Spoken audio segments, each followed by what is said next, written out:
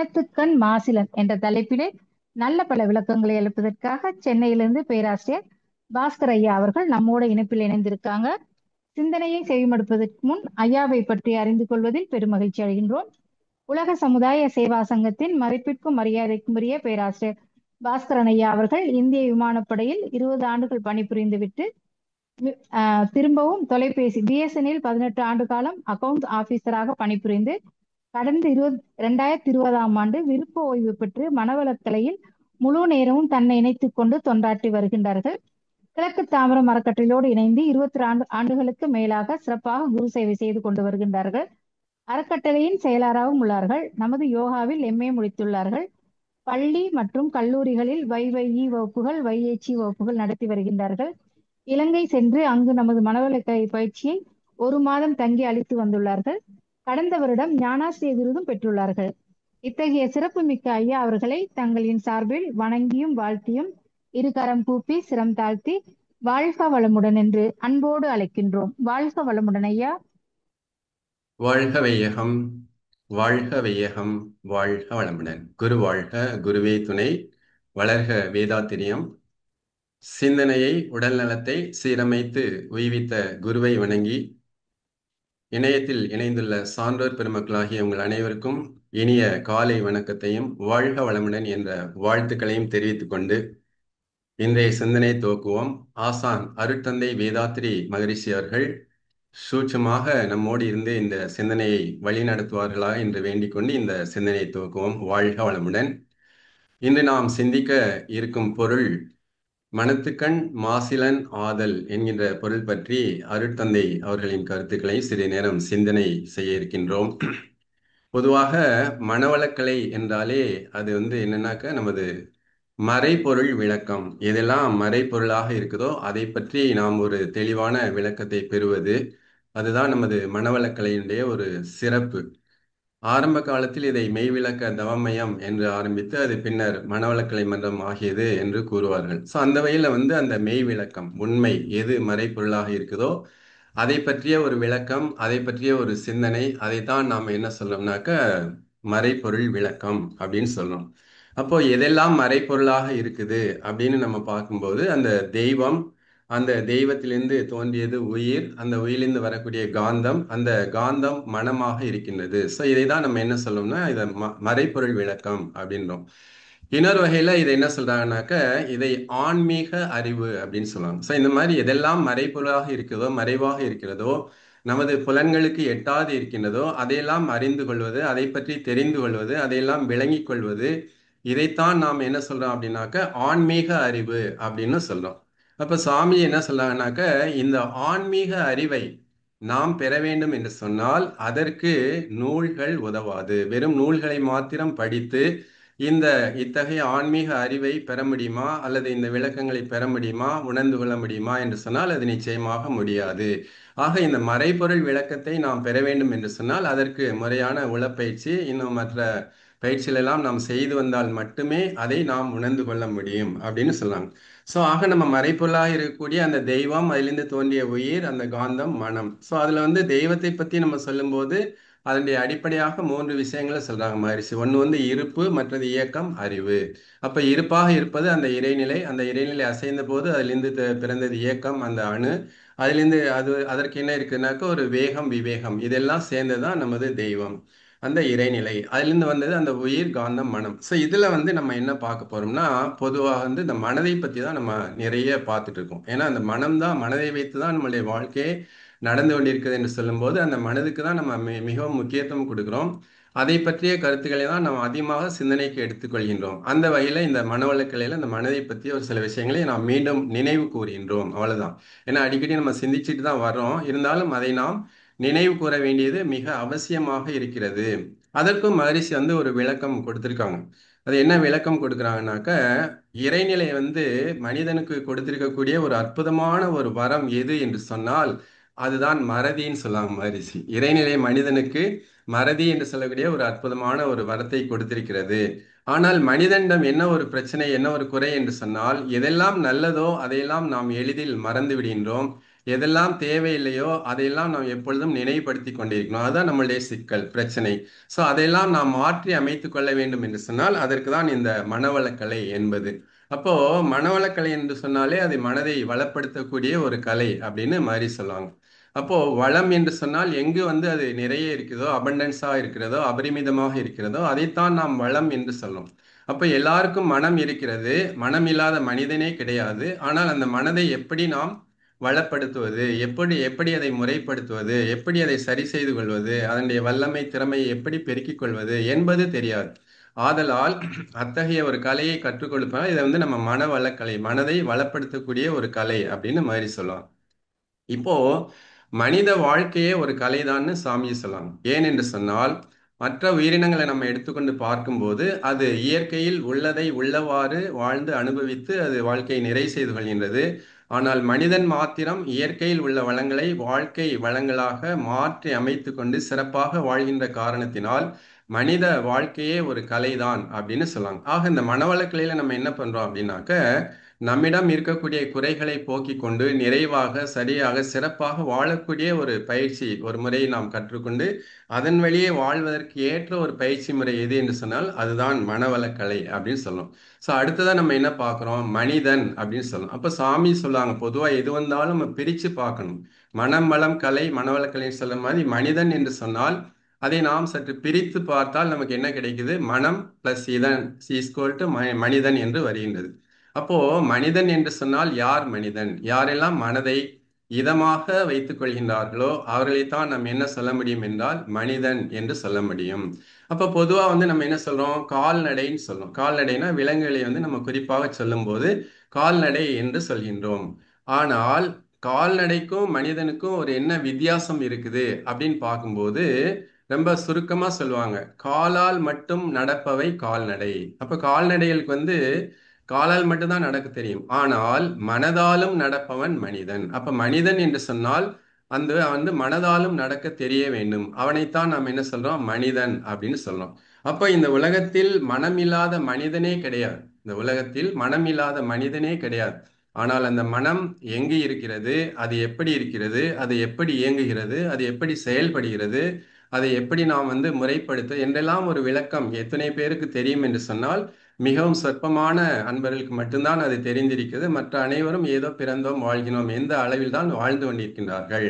அப்ப மனவளக்கலையில நம்ம என்ன தெரிஞ்சுக்கிறோம் அப்படின்னு பார்க்கும்போது இந்த வாழ்க்கையின் நோக்கம் என்ன, வாழக்கூடிய முறை என்ன என்பதை தெரிந்து கொண்டு நமது வாழ்க்கை முறையை நம்ம வாழ்வின் நோக்கத்தை அடையக்கூடிய அளவில் அடைவதற்கு ஏற்றவாறு நமது வாழ்க்கை முறையை மாற்றி அமைத்து கொண்டு வாழ்வதற்கு தான் இந்த மனவளக்கலை என்பது மிகவும் உதவியாக உள்ளது. ஆதலால் இதை நாம் என்ன சொல்றோம்னா அந்த குறை போக்கும் மனவளக்கலை, நம்மிடம் இருக்கக்கூடிய குறைகளை போக்கிக் கொண்டு நிறைவாக வாழ வழிவகுப்பது தான் நம்மளுடைய மனவளக்கலை. எனவே மனிதன் என்று சொன்னால் நாம் என்ன சொல்லணும்னா மனதை இதமாக வைத்து கொண்டால்தான் நம்ம மனிதன் அப்படின்னு சொல்லலாம். அப்போ சில நேரங்களில் நம்ம என்ன சொல்லாங்க, மனம் ஒரு குரங்கு அப்படின்லாம் சில சமயம் சொல்லுவாங்க. ஆனா சாமி சொல்லாங்க, மனம் என்றால் மனிதன் என்றால் ஒண்ணுதான். அப்போ மனம் என்பது குரங்கு என்று சொன்னால் அப்ப மனிதன் என்பவன் குரங்கா என்று நம்ம ஒரு கேள்வி கேட்டால் அதற்கான விடை இல்லை என்றுதான் வரும். அப்போ மனிதன் என்று சொன்னால் அவன் எது மனமாக இருக்கோ அதுதான் மனிதனாகவும் இருக்கிறான். ஆதலால் மனம் என்று சொன்னாலும் மனிதன் என்று சொன்னாலும் ரெண்டும் ஒன்றுதான் அப்படின்னு சாமிஜி சொல்றாங்க. ஸோ அடுத்து நம்ம என்ன பார்க்குறோம் அப்படின்னா, நம்ம மனிதர்களாகிய நாம் எப்பொழுதும் செயல்பட்டு கொண்டுதான் இருக்கிறோம். காலை முதல் இரவு தூங்கும் வரை எப்பொழுதும் நாம் செயல் செய்து கொண்டுதான் இருக்கின்றோம். எப்படி செயல் செய்கின்றோம், ஒன்று எண்ணம் வருது, அடுத்ததாக சொல், அது செயலாக மலர்கின்றது. இப்படி எண்ணம் சொல் செயல் என்ற 3 வகையில் காலை முதல் இரவு வரை நாம் செயல் செய்து கொண்டுதான் இருக்கின்றோம். அப்ப இந்த எண்ணம் சொல் செயல் மூன்றுக்கும் எது அடிப்படையாக இருக்குது என்றால் நம்முடைய மனித மனம்தான் அடிப்படையாக இருக்கிறது. அப்ப அந்த மனித மனத்தில் இருந்துதான் எண்ணம் சொல் செயல் என்று சொல்லக்கூடிய 3 விஷயங்களும் தோன்றுகின்றன. அப்போ இந்த எண்ணம் சொல் செயல் மூன்றும் சரியாக இருக்க வேண்டும், சிறப்பாக இருக்க வேண்டும், நிறைவாக இருக்க வேண்டும் என்று சொன்னால் அதற்கு எது சரியாக இருக்க வேண்டும், அதற்கு மனம் சரியாக இருக்க வேண்டும். மனம் சரியாக இருந்தால்தான் அதிலிருந்து தோன்றக்கூடிய எண்ணம் சொல் செயல் அனைத்தும் சரியாகிவிடும். அப்போ இந்த மனம் என்பது ஒரு விளைநிலமாக இருக்க வேண்டும். அப்போதான் அதுல இருந்து வரக்கூடிய அந்த மூன்றும் சரியாக இருக்கும். பொதுவாக விவசாயத்துல நம்ம என்ன சொல்றோம், கலர் நிலம் விளைநிலம் அப்படி சொல்றோம். அப்போ கலர் நிலத்தில் நாம் பயிர் செய்தால் அங்க விளைச்சல் சரியாக இருக்காது. அப்போ அந்த நிலத்தை நம்ம என்ன பண்றோம், நன்கு ஆழ உழுது நீர் பாய்ச்சி அதை பண்படுத்தி பக்குவப்படுத்தி அதன் பின்னர் நம்ம வந்து விவசாயம் செய்தால் அங்கு வந்து அந்த விவசாயம் செழிப்பாக இருக்கும் என்பது நாம் அறிந்த ஒரு உண்மை. அதே போன்று இந்த மனம் என்பது களர் நிலமாக இல்லாமல் அது விளைநிலமாக இருக்கும் என்று சொன்னால் அதிலிருந்து தோன்றக்கூடிய எண்ணம் சொல் செயல் மூன்றும் செழிப்பாக இருக்கும். அப்போ வாழ்க்கை வந்து வளமாக இருக்கும். இதுதான் பேஸ், இதுதான் அடிப்படை. அப்போ என்ன சொல்றாங்க, வாட்ச் யுவர் தாட்ஸ், எண்ணங்களை நம்ம கவனிக்கணும். தே பிகம் யுவர் வேர்ட்ஸ், அது வந்து சொல்லாக மாறும். Watch your words, they become your deeds, சொல்ல வந்து நம்ம கவனிக்கணும், அது வந்து நம்மளுடைய செயலாக மாறும். Watch your deeds, they become your habits, நம்ம செயலை கவனிக்கணும், அதுவே நமக்கு பழக்கமாக மாறிவிடும். Watch your habits, they become character அப்படின்னு சொல்லலாம். அப்போ நம்மளுடைய பழக்கத்தை நாம் கவனித்து கொண்டே வர வேண்டும். ஏன் என்று சொன்னால் அதுதான் நம்மளுடைய மனிதனுடைய தன்மையாக கேரக்டராக மாறிவிடுகிறது. ஸோ ஆக அனைத்துக்கும் பேஸ் அடிப்படை எது என்று பார்க்கும்போது அதுதான் நமது மனித மனம். அந்த மனித மனதை நாம் என்ன செய்ய வேண்டும் என்று சொன்னால் அதை வந்து கலர் நிலமாக வைத்துக் கொள்ளாமல் அதை நாம் விளைநிலமாக மாற்றி அமைத்து கொண்டால் அங்கிருந்து தோன்றக்கூடிய எண்ணம் சொல் செயல் அனைத்தும் சிறப்பாக இருக்கும். எப்படி அந்த விளைநிலத்தில் நம்ம சிறப்பான ஒரு விளைச்சலை பெறுகின்றோமோ அதே போன்று மனதிலிருந்தும் அந்த எண்ணம் சொல் செயல் அனைத்தும் சிறப்பாக மாறிவிடும் அப்படின்னா. ஸோ அடுத்து சாமி என்ன சொல்றாங்க, மனம் என்ற நிலத்தில் எதை போட்டாலும் விளையும். ரொம்ப அற்புதமான ஒரு கருத்து சாமியோட. மனம் என்ற நிலத்தில் எதை போட்டாலும் விளையும். ஆனால் இங்கு என்ன ஒரு தேவை என்று பார்க்கும்போது அந்த மனம் என்ற நிலத்தில் நாம் எதை போட வேண்டும் என்று நாம் தெரிந்து போட வேண்டும் என்று சாமி சொல்லலாம். இப்போ பொதுவாக மனிதர் வாழ்க்கையில் என்ன நடக்குது அப்படின்னு பார்த்தா, உதாரணத்துக்கு நம்ம வந்து ஒரு சுவையான ஒரு மாம்பழம் வேண்டும் என்று சொன்னால் நாம வந்து ஒரு மாமரத்தை வந்து வளர்க்கணும். அப்பதான் அதுல இருந்து மாங்கனி கிடைக்கும், அது சுவையாக இருக்கும். ஆனால் வந்து கசப்பாக இருக்கக்கூடிய ஒரு வேப்ப மரத்தை வச்சுட்டு அதுல இருந்து நமக்கு வந்து இனிப்பான மாங்காய் கிடைக்குமா என்று பார்த்தா நிச்சயமாக இல்லை. இதே போலதான் மனிதர்களாகிய நாம் என்ன செய்றோம் அப்படின்னாக்க, நாம் எப்பொழுதும் துன்பமில்லாத இன்பமான வாழ்க்கையை நாம் விரும்புகின்றோம். ஆனாலும் துன்பத்திற்குரிய காரியங்களை நாம் செய்வதனால் தான் நாம் துன்பத்தை அடைந்து கொண்டிருக்கிறோம். So, இதனால தான் சாமி என்ன சொல்றாங்க, மனம் என்ற நிலத்தில் நாம் எதை போட்டாலும் விளையும். ஆனால் எதை போட வேண்டும் என்று நாம் தெரிந்து போட்டால் நிச்சயமாக அங்கிருந்து வரக்கூடிய அனைத்தும் நமக்கு நன்மை தருவதாக தான் இருக்கும். அப்போ தப்பு கணக்கின்ட்டு தானொன்றை எதிர்பார்த்தால் ஒப்புமோ இயற்கை விதி அப்படின்னு சாமி சொல்ற மாதிரி நம்ம என்ன பண்றோம், கணக்கை வந்து சரியா நமக்கு போட தெரியல. அந்த கணக்கை நம்ம சரியா போட்டா அது விளைவும் ரிசல்ட்டும் சரியாக இருக்கும். ஆனால் நாம் எப்பொழுதும் தப்பு கணக்கு போட்டு விட்டு அதுக்கப்புறம் நம்ம என்ன பண்றோம், அந்த இயற்கையை இறைநிலையை நம்ம குறை சொல்லி பழகணும், அது தேவையில்லை. ஏன்னால் செயலுக்கு விளைவாக அந்த இறைநீதியானது சரியாக வந்து கொண்டுதான் இருக்கிறது அப்படின்றத பார்க்கும். ஸோ அடுத்து என்ன அப்படின்னு பார்க்கும்போது இந்த மனதினுடைய தன்மை எதுவோ அதுவே தான் மனிதனுடைய தன்மையாகவும் இருக்கிறது. மனிதனுடைய உயர்வு எதுவோ அதுவே தான் மனிதனுடைய உயர்வாகவும் இருக்கிறது. ஸோ மனிதனுடைய மாண்பு எதுவோ அதுவே தான் மனிதனுடைய மாண்பாகவும் இருக்கிறது. அப்போ அந்த மனிதனுடைய தன்மை உயர்வு மாண்பு இவை அனைத்தும் அது மனிதனுடைய தன்மையாக உயர்வாக மாண்பாக மாறிவிடுகிறது என்று சொன்னால் அப்போ அந்த மனதை நாம் எவ்வாறு பண்படுத்த வேண்டும் பக்குவப்படுத்த வேண்டும் என்ற அவசியத்தை நம்மால் நிச்சயமாக தெரிந்து கொள்ள முடியும். ஸோ அதனால தான் நம்ம அடிக்கடி இந்த மனதை பற்றி நம்ம பேசுவோம். இப்போ ஒரு சின்ன ஒரு சம்பவம் ஒன்று பார்க்கலாம். என்ன அப்படின்னாக்க, ஒரு திருமண மண்டபத்தில் ஒரு அம்மா வந்து ஒரு மேரேஜ் ஃபங்க்ஷனுக்கு போயிருக்காங்க. அவங்களுக்கு சுமார் ஒரு 60 வயசு இருக்கும். அவங்க அந்த மண்டபத்தில் போயிட்டு உட்காந்து நிகழ்ச்சியில் கலந்துட்டு இருக்காங்க. அங்கே உட்காந்துருக்கும்போது ஒரு சின்ன குழந்தை, ஒரு 5 வயது குழந்தை வந்து அந்த அவங்ககிட்ட வந்து அடிக்கடி வருவது விளையாடுவது போகிறது இது மாதிரி செய்துக்கிட்டே இருக்கு. ஒரு 4-5 முறை அந்த குழந்தை வந்துட்டு போயிடுச்சு. அப்புறம் 5வது முறை வரும்போது இந்த அம்மா கேட்குறாங்க, எப்பா உன் பேர் என்ன பாப்பா அப்படின்னு கேட்குறாங்க. அந்த அம்மா அந்த குழந்தை சொல்லுது, என் பேர் காமாட்சின்னுது. அதுக்கப்புறம் அந்த குழந்தை மீண்டும் வருது போது வருது போது இந்த அம்மா வந்து கண்டுக்கவே இல்லை. அந்த குழந்தைய பார்க்கல, திரும்பிக்கிறாங்க, முகத்தை திரும்பிக்கிறாங்க, இந்த மாதிரிலாம் செய்கிறாங்க. ஸோ இதில் என்ன பிரச்சனை, ஏன் இந்த நிலைமை அப்படின்னு நம்ம சிந்திச்சு பார்க்கும்போது இப்போ கேட்டால் காமாட்சின்றது யாருன்னா அவங்களுடைய மருமகள். காமாட்சின்றது அவங்க மருமகள். இப்போ நமக்கு தான் தெரியுமே மாமியார் மருமகள் கதை என்னன்னு நமக்கு நல்லாவே தெரியும். ஸோ எப்போ அந்த குழந்தை வந்து என் பேர் காமாட்சின்னு சொன்னதோ அதுக்கப்புறம் அந்த அம்மாவுக்கு அந்த குழந்தைய பார்க்க பிடிக்கல, பேச பிடிக்கல, விளையாட பிடிக்கல. அந்த குழந்தை வந்து 5 வயது குழந்தை இருந்தாலும் அவங்க மனதில் வந்து அந்த காமாட்சின்னு சொன்ன உடனே அவங்களுடைய மருமகளுடைய குணம், அவங்களுடைய செயல், அவங்களுடைய தன்மை அனைத்தும் மனதுக்குள்ளாக வந்து உட்காந்துச்சு. அதுக்கப்புறம் அந்த குழந்தைய பார்க்கவோ பேசவோ விளையாடவோ பிடிக்கல அப்படின்னு சொல்லாங்க. ஸோ இதனால தான் வந்து சாமி என்ன சொல்லாங்கன்னா மனதுக்கு அத்தகைய ஒரு சிறப்பு இருக்கிறது. நம்ம வந்து சாலையில நடந்து போயிட்டு இருக்கோம், நமக்கு தெரிஞ்ச ஒரு நண்பர் வருகிறார் என்று சொன்னால் நம்ம வந்து அவரை பார்க்கணும், பேசணும் அப்படின்ற மாதிரி எல்லாம் ஒரு எண்ணம் நமக்கு வரும். அதே போல நாம தெருவில் நடந்து செல்லும்போது நமக்கு பிடிக்காத ஒரு நபர், நமக்கு எதிரியாக கருதக்கூடிய ஒருவர் வந்தார் என்று சொன்னால் அங்கிருந்து நாம் விலகி விரைவாக சென்று விட வேண்டும் என்ற ஒரு எண்ணம் வரும். இதுதான் மனதின் இயல்பு. அப்போ மனதின் தன்மை, மனதின் உயர்வு, மனதின் மாண்பு எதுவோ அதுதான் நம்மளுடைய மாண்பாக இருக்கிறது. அப்போ அந்த மனதை நம்ம என்ன பண்ணணும்? பக்குவப்படுத்தணும். ஏன்னா இது இந்த மாதிரி சொல்லுவாங்க, விருப்பத்தை ஒழிக்க முயற்சி செய்ய வேண்டாம், வெறுப்பை ஒழித்தால் அதுவே போதுமானது. அப்ப மனதுல என்ன இருக்கக்கூடாது? விருப்பம் என்பது இருக்கலாம், அதுல ஒன்றும் தப்பு கிடையாது. ஆனால் அந்த வெறுப்பு என்ற ஒரு உணர்வை நாம் என்ன செய்ய வேண்டும்? அது இல்லாமல் நாம் பார்த்து கொள்ள வேண்டும். ஸோ அதனாலதான் மயிரி சினிமா என்ன சொல்லுவாங்கன்னா, பொதுவா சொல்லுவாங்க, இந்த நல்லாரை காண்பதும் நன்றே, நலமிக்க நல்லார் சொல் கேட்பதும் நன்றே. அப்போ அந்த நல்லவரை பார்க்கிறதும் அவங்களோட பேசுறதும் அவங்களோட இணங்கி இருப்பதும் என்னவாகும் என்று சொன்னால் அத்தகைய தன்மையாக நம்மளுடைய மனம் மாறிவிடும். சாமி சொல்லுவாங்க இல்லையா, எப்பொருளை எச்செயலை எக்குணத்தை ஒருவர் அடிக்கடி நினைந்தால் அப்பொருளின் தன்மையாய் நினைப்போர் ஆற்றல் அறிவினிலும் உடலினிலும் மாற்றம் காணும், இப்பெருமை இயல்பூக்க நியதியாகும் அப்படின்னு சொல்றாங்க. அப்போ நம்ம எதை வந்து அடிக்கடி நினைக்கிறோமோ அதுவாகவே நம்மளுடைய மனம் மாறக்கூடிய ஒரு தன்மையாக இருக்கிறது. ஸோ அந்த வகையில பார்க்கும்போது இந்த மனிதன் என்று சொல்லும்போது என்ன அப்படின்னு பார்த்தாக்க, எப்படி வள்ளுவர் சொல்றாரு இல்லையா, வெள்ளத்தனைய மலர் நீட்டம் மாந்தர்தம் உள்ளத்தனையது உயர்வு. எப்படி வெள்ளம் வர வர அதனுடைய நீர், அதனுடைய உயரம் பெருக பெருக அந்த மலரானது உயர்ந்து கொண்டே வரும். அதே போன்று நம்ம எந்த அளவுக்கு நம்மளுடைய மனம் உயர்வாக இருக்கிறதோ அந்த அளவுக்கு தான் நம்ம வாழ்க்கை சிறப்பாக இருக்கும் அப்படின்னு இந்த குறள் மூலமாக வள்ளுவர் தெரிவிக்கிறார். ஸோ அந்த வகையில் நம்ம பார்க்கும்போது இந்த மனதை நாம் எப்படி வைத்துக்கொள்ள வேண்டும் என்று சொன்னால் அதை சிறப்பாக நாம் உயர்வாக வைத்துக்கொள்ள வேண்டியது மிக மிக அவசியம். அப்ப சாமி என்ன சொல்லாங்க? மனிதன் என்று சொன்னாலே நம்ம என்ன செய்ய வேண்டும்? வன்முறையாம் துன்பம் பிற உயிருக்கு அளிக்கா நெறிவாழ் வளமுணர்ந்த உயிரினம்தான் மனித இன மேன்மை.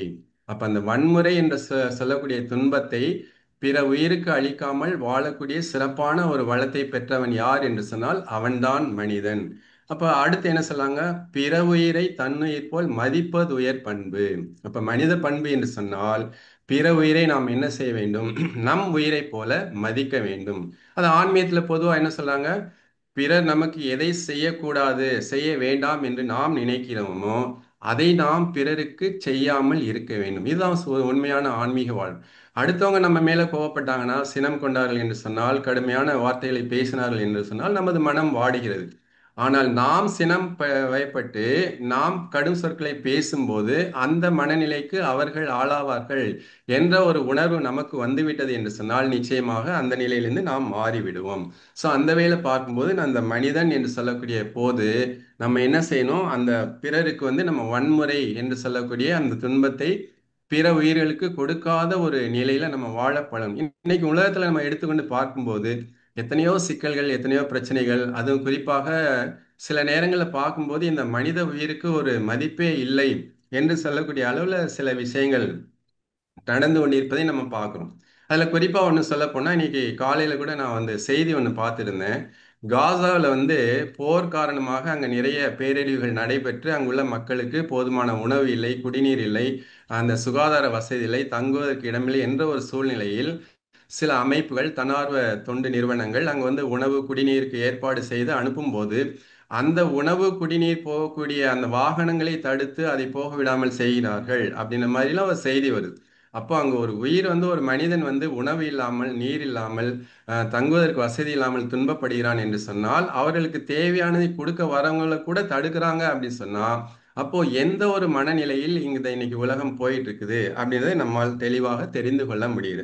ஸோ அப்படி நம்ம பார்க்கும்போது இந்த மனதினுடைய களங்கங்கள் பொதுவாக ஆன்மீகத்தில் நம்ம என்ன சொல்லலாம்? இந்த ஆணவம், கண்மம், மாயை என்று சொல்லக்கூடிய மூன்றும் நம்மிடம் இருக்கக்கூடிய களங்கங்கள் அப்படின்னு சொல்லுவோம். ஆணவம்னா நமக்கு தெரியும், நம்மளுடைய தன்முனைப்பு.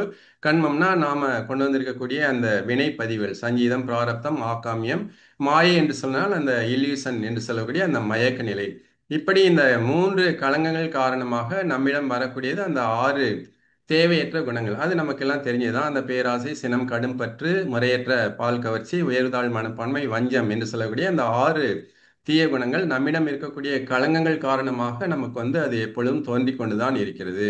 அதற்கும் மேலாக இந்த மனதை நாம் சரியாக முறையாக வைத்துக் கொள்ளவில்லை என்று சொன்னால் இன்றைய இந்த பரபரப்பான ஒரு காலகட்டத்தில் மனிதர்களுக்கு அதிகமாக வரக்கூடியது இந்த ஆன்சைட்டி என்று சொல்லக்கூடியது, ஸ்ட்ரெஸ்ஸு, இன்னும் பேனிக்கு, இன்னும் ஒரிஸு, இது மாதிரி நிறைய விஷயங்கள் இன்றைய ஒரு காலகட்டத்தில். ஏன்னா விஞ்ஞானம் வந்து வேகமாக வளர்ச்சி அடைந்து வந்து கொண்டே இருக்குது. நாளுக்கு நாள் அது வளர்ச்சி அடைந்து வந்து கொண்டு தான் இருக்கின்றது. அதன் காரணமாக இன்னைக்கு நம்ம என்ன பண்றோம்னா ஒரு வேகமான ஒரு காலகட்டத்தில் வாழ்ந்து கொண்டிருக்கும். எதை எடுத்தாலும் வேகம். ஒரு இன்டர்நெட் வேணுமா அது ரொம்ப ஃபாஸ்டா கிடைக்கணும். வேகமான ஒரு இன்டர்நெட் சேவை. ஒரு வாகன வசதி இருக்குமா வேகமாக அது போகணும். இப்போ அண்மையில கூட ஒரு செய்தி சொன்னாங்க. எலான் மாஸ்க் என்பவர் அமெரிக்காவில இருந்து ஒரு செய்தி சொன்னார்.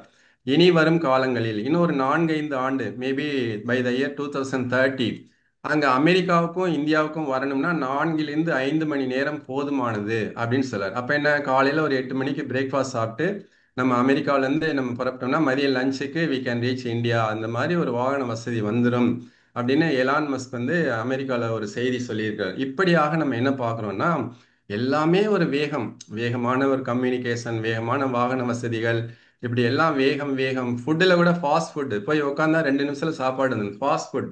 இப்படி எல்லாம் வேகமா வேகமா போய் மனிதன் என்ன ஆகிறான் உலகத்தை விட்டும் வேகமாக போகக்கூடிய ஒரு சூழ்நிலை இன்னைக்கு வந்திருப்பதை நம்ம பார்க்கிறோம். நின்று நிதானமாக பொறுமையாக கவனித்து செய்யக்கூடிய ஒரு காரியம் என்பதெல்லாம் மாறி போய் எதெடுத்தாலும் ஒரு வேகம், ஒரு அவசரம், ஒரு டென்ஷன், ஒரு ஸ்ட்ரெஸ், இப்படி எல்லாமே வந்து கொண்டிருக்கிறது அப்படின்றத நம்ம பார்க்கிறோம். அப்போ அந்த அருகுண சீரமைப்பு பெற்று நாம் அடைந்திருக்கும் அழுக்குகளை நீக்கும் போது நம்மிடம் என்னாகும், நம்மிடம் இருக்கக்கூடிய இயல்பாக இருக்கக்கூடிய அந்த அன்பும் கருணையும் நம்மிடம் மேலோங்கும் அப்படின்னு மரிசி சொல்றாங்க. இப்போ சாமி நமக்கு சொல்லியிருக்கக்கூடிய அந்த இதுல முக்கியமான ஒரு விஷயம் என்ன அப்படின்னு சொன்னா நாம வந்து இந்த அருகுண சீரமைப்பை நிச்சயமாக தொடர்ந்து வாழ்க்கையில் பயிற்சி செய்து கொண்டே வர வேண்டும். ஏனென்று சொன்னால் அந்த 6 தீய குணங்களை மாற்றி அமைப்பது என்பது சற்று கடினமான ஒரு காரியம்தான். ஏன்னா அது வந்து நம்ம தொடர்ந்து ஒரு பயிற்சி முயற்சி செய்து செய்து கொண்டே வந்தால் மட்டுமே நாம என்ன செய்ய முடியும் என்று சொன்னால் இந்த 6 தீய குணங்களை நாம வந்து அந்த நல்ல குணங்கள், அந்த நிறைமனம், அந்த பொறுமை, அந்த ஈகை, கற்புநெறி, சமநோக்கு பார்வை, மன்னிப்பு என்று சொல்லக்கூடிய நல்ல குணங்களாக நாம் மாற்றி அமைத்துக் கொள்ள முடியும் என்று சொன்னால் அதற்கு முறையான பயிற்சி, தொடர்ந்து ஒரு பயிற்சியும் முயற்சியும் தேவை. அப்பொழுதுதான் நம்மிடம் இருக்கக்கூடிய அந்த 6 தீய குணங்களை நல்ல குணங்களாக நாம் மாற்றி அமைத்துக் கொள்ள முடியும். அப்படி நல்ல குணங்களாக நாம் மாற்றி அமைத்துக் கொண்டால் இயல்பாகவே நம்மிடம் எப்படி ஒரு பனிக்கட்டி போல மறைந்திருக்கக்கூடிய அந்த அன்பும் கருணையும் நம்மிடம் மேலோங்கி நிற்கும் அப்படின்னு சுவாமி சொல்லலாம். ஸோ அப்போ நம்ம முதல்ல என்ன பார்த்தோம், எப்படி அந்த பேரை சொன்ன உடனே அந்த அம்மாவுக்கு என்ன ஆயிடுச்சு, ஒரே டென்ஷன் ஆயிடுச்சு. டென்ஷன் ஆயிட்டு அப்போ அவங்க என்ன சொல்லாங்க, நமக்கு உடல்ல வந்து 2 விதமான ஒரு ஹார்மோன்ஸ் சுரக்கும்ன்றாங்க. ஒன்று வந்து ஹாப்பி ஹார்மோன்ஸ், அது வந்து மகிழ்ச்சியான ஹார்மோன்ஸ். இன்னொன்று வந்து இந்த மாதிரி டென்ஷனாக இருக்கும்போது வரக்கூடிய ஹார்மோன்ஸ். அப்போ அந்த ஹாப்பி ஹார்மோன்ஸ் என்று சொல்லக்கூடியவை நமக்கு வந்து நன்மை செய்யும். அது இந்த மாதிரி நம்ம வந்து அடிக்கடி உணர்ச்சியப்படுறோம், கோவப்படுறோம், வெறுப்பு, கவலை, பயம், இது போன்ற தேவையற்ற ஒரு உணர்ச்சியப்பட்ட நிலைக்கு மனம் செல்லும்போது அதன் காரணமாகவும் சில ஹார்மோன்ஸ் சுரக்கும். ஸோ இப்போ நமக்கு எது தேவை அப்படின்னு பார்க்கணும். இப்போ அதில் குறிப்பாக ஒரு சில இதை மட்டும் பார்க்கலாம். இப்போ என்டார்ஃபின் அப்படின்னு ஒரு ஹார்மோன் சுரக்குதுன்னு சொல்லுவாங்க. அந்த என்டார்ஃபின் என்பது என்ன அப்படின்னாக்கா அதுதான் நம்மளுடைய நேச்சுரல் பெயின் கில்லர். இயற்கையாகவே நம்மளுடைய வலி நிவாரணி. நமது உடலுக்கு அந்த நேச்சுரல் பெயின் கில்லர் என்று சொல்லக்கூடிய இயற்கையான வலி நிவாரணி கிடைக்க வேண்டும் என்று சொன்னால் அது அந்த என்டார்ஃபின் என்ற ஹார்மோன் சுரக்கும் போது அது கிடைக்கும். அது எப்படி கிடைக்கும்? அது நல்ல ஒரு வாக்கிங் போகிறது, ஜாகிங் போகிறது, இன்னும் நம்ம அந்த மாதிரி உடற்பயிற்சி செய்கிறது, இதெல்லாம் நம்ம செய்துட்டு வரும்போது நமக்கு அந்த என்டார்ஃபின் என்று சொல்லக்கூடிய ஒரு ஹார்மோன் சுரக்கும். அது வந்து இயற்கையாக ஒரு பெயின் கில்லர் அப்படின்னு சொல்றாங்க. அடுத்து நமக்கு தேவையான ஒரு ஹார்மோன் அப்படின்னு பார்த்தா அதுதான் டோப்பமைன் அப்படின்றாங்க. டோப்பமைன் என்பது என்ன, அது வந்து நம்ம உடலுக்கு நன்மை தரக்கூடியது. நம்ம எப்பவும் ஒரு மகிழ்ச்சியாக இருப்போம், ஃபீல் குட், ஆல்வேஸ் வந்து ஒரு நிறைவாக மகிழ்ச்சியாக ஒரு சந்தோஷமா இருக்கணும் அப்படின்னா டோப்பமைன் நல்லா சுரக்கணும். அதுல வந்து இன்னும் என்ன கிடைக்கும் நன்மை அப்படின்னாக்கா நமக்கு ஒரு மோட்டிவேஷன். எந்த ஒரு செயலை செய்யணும்னாலும் நம் மனதுக்குள்ள வந்து ஒரு உத்வேகம் இருக்கணும், ஒரு உந்துதல் இருக்கணும். அதை கொடுப்பது எது என்று சொன்னால் அதான் நம்மளுடைய டோப்பமைன். அதுக்கப்புறம் வந்து செரட்டோனின். செரட்டோனின் என்ற ஒரு ஹார்மோன் வந்து அதுவும் நன்மை தரக்கூடிய ஹார்மோன். ஸோ அதுக்கு வந்து என்ன சொல்றாங்கன்னா நேச்சுரல் மூட் பூஸ்டர். இயற்கையாகவே நம்மளுடைய மனதை ஒரு நிறைவாக மகிழ்ச்சியாக வைத்துக்கொள்ள வேண்டும் என்று சொன்னால் அதற்கு செரட்டோனின் என்பது தேவை. அதற்கு மேலாக ஆக்சிடாசின் என்று சொல்லக்கூடிய ஒரு ஹார்மோன், அதை வந்து என்ன சொல்லாங்கன்னா லவ் ஹார்மோன் அப்படின்னா. அப்ப அந்த ஆக்சிடாசின் சுரக்கும் என்று சொன்னால் நாம என்ன செய்வோம் அப்படின்னா எல்லா உயிரினத்திலும் நம்ம எல்லா உயிரினத்தும் நம்ம வந்து அன்பு பாராட்டுவோம். That is called love hormone. எந்த ஒரு உயிரினத்தின் மீதும் நாம் வெறுப்பு கொள்ள மாட்டோம் என்ற நிலைக்கு வரணும் அப்படி சொன்னா இதுதான் என்ன சொல்லுவாங்க ஆக்சிடாசின். அதற்கு மேலாக இன்னொரு முக்கியமான ஒரு ஹார்மோன் இருக்குது, அதை தான் மெலட்டோனின் சொல்லுவாங்க. அந்த மெலட்டோனின் நன்றாக இருந்தாலும் நம்ம வந்து இரவுல வந்து உறக்கம் நன்றாக வரும்.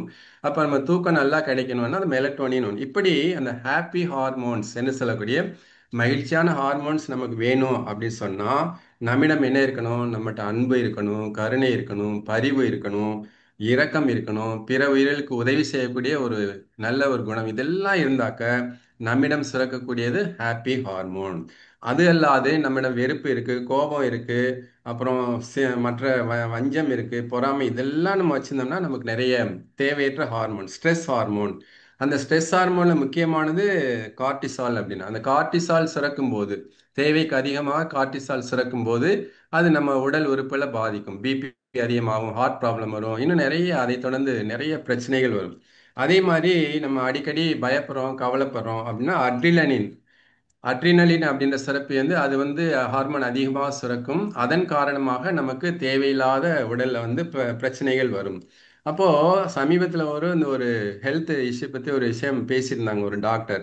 அவங்க என்ன ஒரு விஷயம் சொன்னாங்க அப்படின்னா மனம் படபடத்தால் குடல் படபடக்கும் அப்படின்னு ஒரு வார்னிங் கொடுத்தாங்க. நம்ம மனம் வந்து படபடப்பு அடைந்தால் நம்ம வந்து குடல் வந்து படபடக்குமா. அப்படின்னா என்ன? நம்ம எப்பவுமே டென்ஷன் ஆகிறோமோ அந்த முதல் பாதிப்பு எங்க வரும் அப்படி சொன்னா அது வயிற்றுக்கு தான் வரும். அப்போ வயிற்றுல வந்து நம்ம அடிக்கடி கோவப்பட்டா, டென்ஷன் ஆனா அங்க வந்து தேவையில்லாத பிரச்சனைகள் வரும், அல்சர் வரும், அஜீரணம் வரும், இந்த மாதிரி நிறைய வரும்.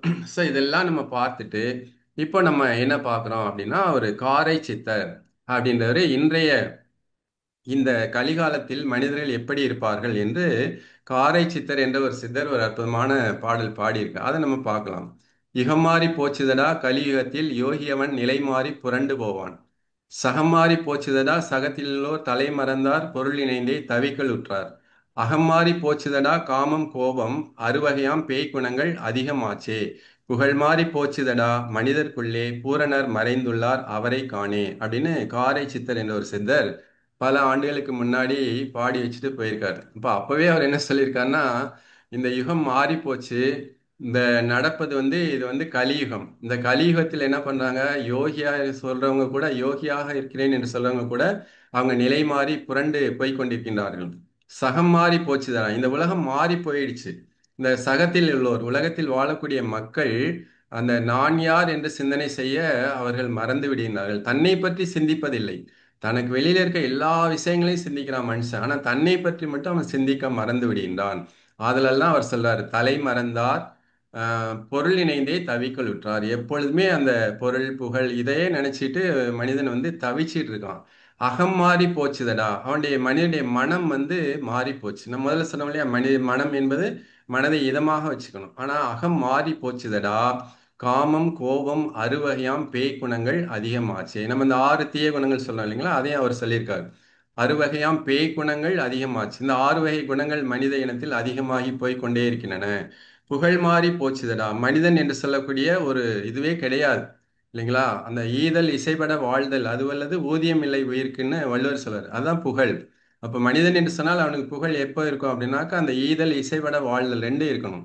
ஸோ அதான் அந்த காரை சித்தர் சொல்றார் புகழ் மாறி போச்சுதடா மனிதர்க்குள்ளே பூரணர் மறைந்துள்ளார் அவரை காணே. அப்ப அந்த மனித இன பண்புகள் மறைந்து அந்த விலங்கின பண்புகள் தான் மேலோங்கி நிற்கின்றது. இதுதான் இன்றைய உலகத்தினுடைய நிலை என்று பல ஆண்டு காலம் முன்னாடி இந்த காரை சித்தர் இந்த மாதிரி பாடியிருக்கார்.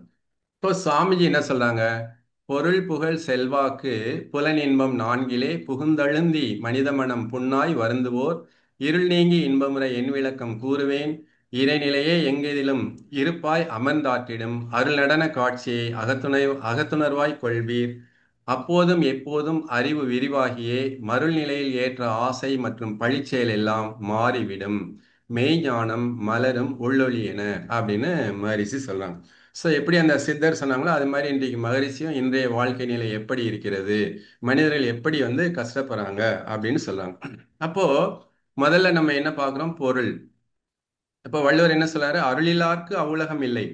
நம்மிடம் அருள் இல்லை என்று சொன்னால் நம்ம வந்து அந்த ஆன்மீகத்துக்கு நம்ம வந்து தகுதியற்றவர்கள் ஆகிவிடுகின்றோம். அருளிலார்க்கு அவ்வுலகம் இல்லை. பொருளில்லார்க்கு இவ்வுலகம் இல்லாகி அங்கு என்ற அற்புதமான ஒரு கருத்தை குறள்ல வந்து வள்ளுவர் பதிவு செஞ்சிருக்கு. அது மாதிரி நம்ம வந்து பொருள் இல்லை என்று சொன்னால் இந்த உலக வாழ்க்கை வந்து மிகவும் சிரமமாக சிக்கலாக மாறிவிடும். ஏன்னா அடிப்படை தேவை குறைந்தபட்சம் அந்த உணவு வேணும், உடை வேணும், இருப்பிடம் வேணும். அந்த அடிப்படை தேவைகளை நிறைவு செய்து கொள்வதற்காகவாது நமக்கு வந்து அந்த பொருள் என்பது தேவையாக இருக்கிறது. அதுக்கப்புறம் புகழ். அப்ப புகழ் என்பது எப்படி இருக்க வேண்டும்? சாமி நமக்கு நிறைய முறை சொல்லியிருக்காங்க. எப்பொழுது நம்ம பிறருக்கு நன்மை செய்து அவர்கள் பெற்ற அந்த நன்மை காரணமாக அவங்க நமக்கு சொல்லக்கூடியதான் புகழாக இருக்க வேண்டுமே தவிர நாமாக அதை தேடி சென்று கொண்டிருக்க வேண்டும் என்ற அவசியம் கிடையாது. அப்படியே நம்ம வந்து அந்த புகழை வந்து நம்ம வந்து தேடிக்கொண்டு சென்றால் என்ன ஆகும் அப்படின்னு பார்த்தா மகரிஷி என்ன சொல்லாங்க, புகழை விரும்புவையேல் அந்த வேட்பே புகழ் அணுகாமல் துரத்தும் சக்தி ஆகும். என்ன அருமையான விளக்கம் பாருங்க. நம்ம வந்து அந்த புகழை விரும்பிட்டே அதன் பின்னாடியே போயிட்டே இருந்தோம்னா அந்த வேட்பு, அந்த புகழ் அடைய வேண்டும் என்று சொல்லக்கூடிய அந்த வேட்கை அதுவே நம்மிடம் புகழ் அணுகாமல் துரத்தக்கூடிய ஒரு சக்தியாக மாறிவிடும். ஆதலால் புகழ் என்பது நாம் பிறருக்கு நன்மை செய்து அவர்கள் பெற்ற நன்மை காரணமாக அவங்க நமக்கு கொடுக்கக்கூடிய அந்த ஒரு வாழ்த்து அதுதான் புகழாக இருக்க வேண்டும் அப்படின்னு சொல்லலாம். அப்ப பொருள், புகழ், செல்வாக்கு. செல்வாக்குனா நம்ம பணத்துல எந்த அளவுல உயர்ந்திருக்கோம், அதிகாரத்துல எந்த அளவுல இருக்கோம், எந்த ஒரு பதவி வைக்கிறோம், இதை வச்சு நமக்கு நம்மளுடைய சுற்றி இருக்கக்கூடிய மக்கள் எப்படி என்னிடம் இருக்க வேண்டும், எப்படி இப்படிலாம் நம்ம நிறைய விஷயங்களை மனதில் வைத்துக்கொண்டு நம்ம என்ன பண்ணோம், அந்த செல்வாக்கு. அப்ப அந்த பொருள், புகழ், செல்வாக்கு, அதற்கு மேலாக அந்த புலனின்பம். அப்ப புலனின்பம் என்று சொன்னால் நமக்கு என்ன தெரியும்? அழுத்தம், ஒலி, ஒளி, சுவை, மனம். அதுதான் புலன். புலன்னாக்க அந்த அஞ்சு தான் புலன். பொறிகள்னா தான் அந்த தோல், நாக்கு, மூக்கு, கண், காது, அதான் பொறிகள். அப்ப புலன் என்று சொன்னால் அந்த அழுத்தம், ஒலி, ஒளி, சுவை, மனம் என்ற புலன் இன்பம். இது வந்து நம்ம அனுபவிச்சுதான் ஆகணும். இந்த புலன் இன்பங்களை நம்ம அனுபவிக்காம இருக்க முடியாது. ஏனென்று சொன்னால் இந்த உடல் இருக்கு, உடலுக்குள்ள உயிர் சுழன்று ஓடிக்கொண்டே இருக்கிறது, அதிலிருந்து காந்தம் வந்து கொண்டே இருக்கிறது.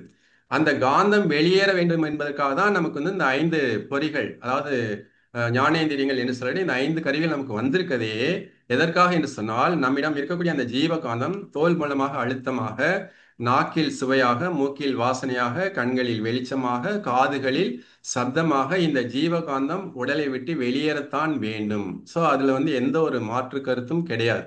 அதான் திருமூலர் சொல்வார், ஐந்தும் அடக்கு அடக்கு என்பார் அறிவிலார், ஐந்தும் அடக்கும் அமரரும் ஆங்கிலை, ஐந்தும் அடக்கின் அசேதனமாம் என்று ஐந்தும் அடக்கா அறிவறிந்தேனே அப்படின்பது திருமந்திர பாடல்.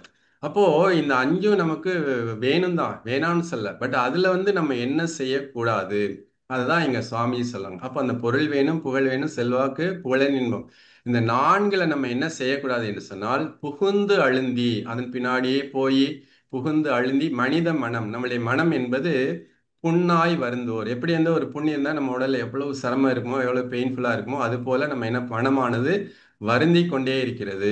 அப்ப இருள் நீங்கி இன்பம் வரும். இந்த மயக்கத்திலிருந்து நாம் விலகி, இந்த மயக்கத்திலிருந்து நாம் தெளிவு பெற்று இன்பமாக வாழ மகரிஷி வந்து விளக்கம் கொடுக்குறாங்க. என்ன கொடுக்குறாங்க?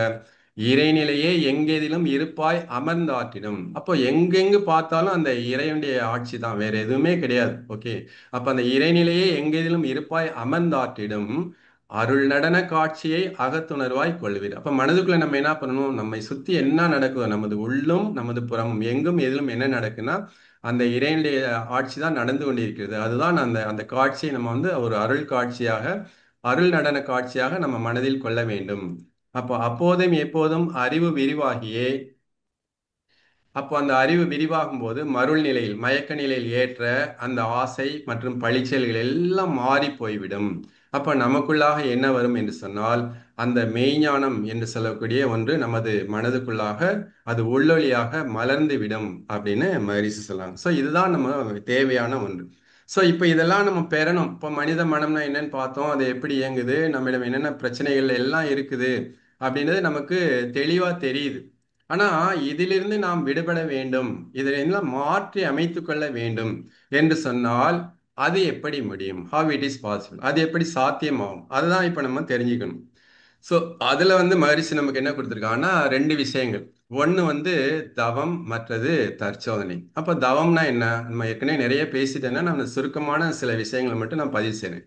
மனம் தன்னுடைய திறமையையும் வல்லமையும் பெருக்கிக் கொள்ளக்கூடிய ஒரு பயிற்சி எது என்று சொன்னால் அதுதான் தவம். அப்ப அந்த தவம் செய்யும் போது நம்முடைய மனமானது புலன்கள் வழியாக செல்வது நின்று அது உள்முகமாக செல்கிறது. இதன் காரணமாக அந்த ஜீவகாந்த ஆற்றல் செலவு என்பது தவிர்க்கப்படுது. இதைத்தான் நம்ம என்ன சொல்லலாம், ஆங்கிலத்தில் அதை வந்து ஃபீட்பேக் அப்படின்னு சொல்லலாம். ஸோ இப்போ வந்து மனம் வந்து ஒரு அமைதி நிலைக்கு வரும்.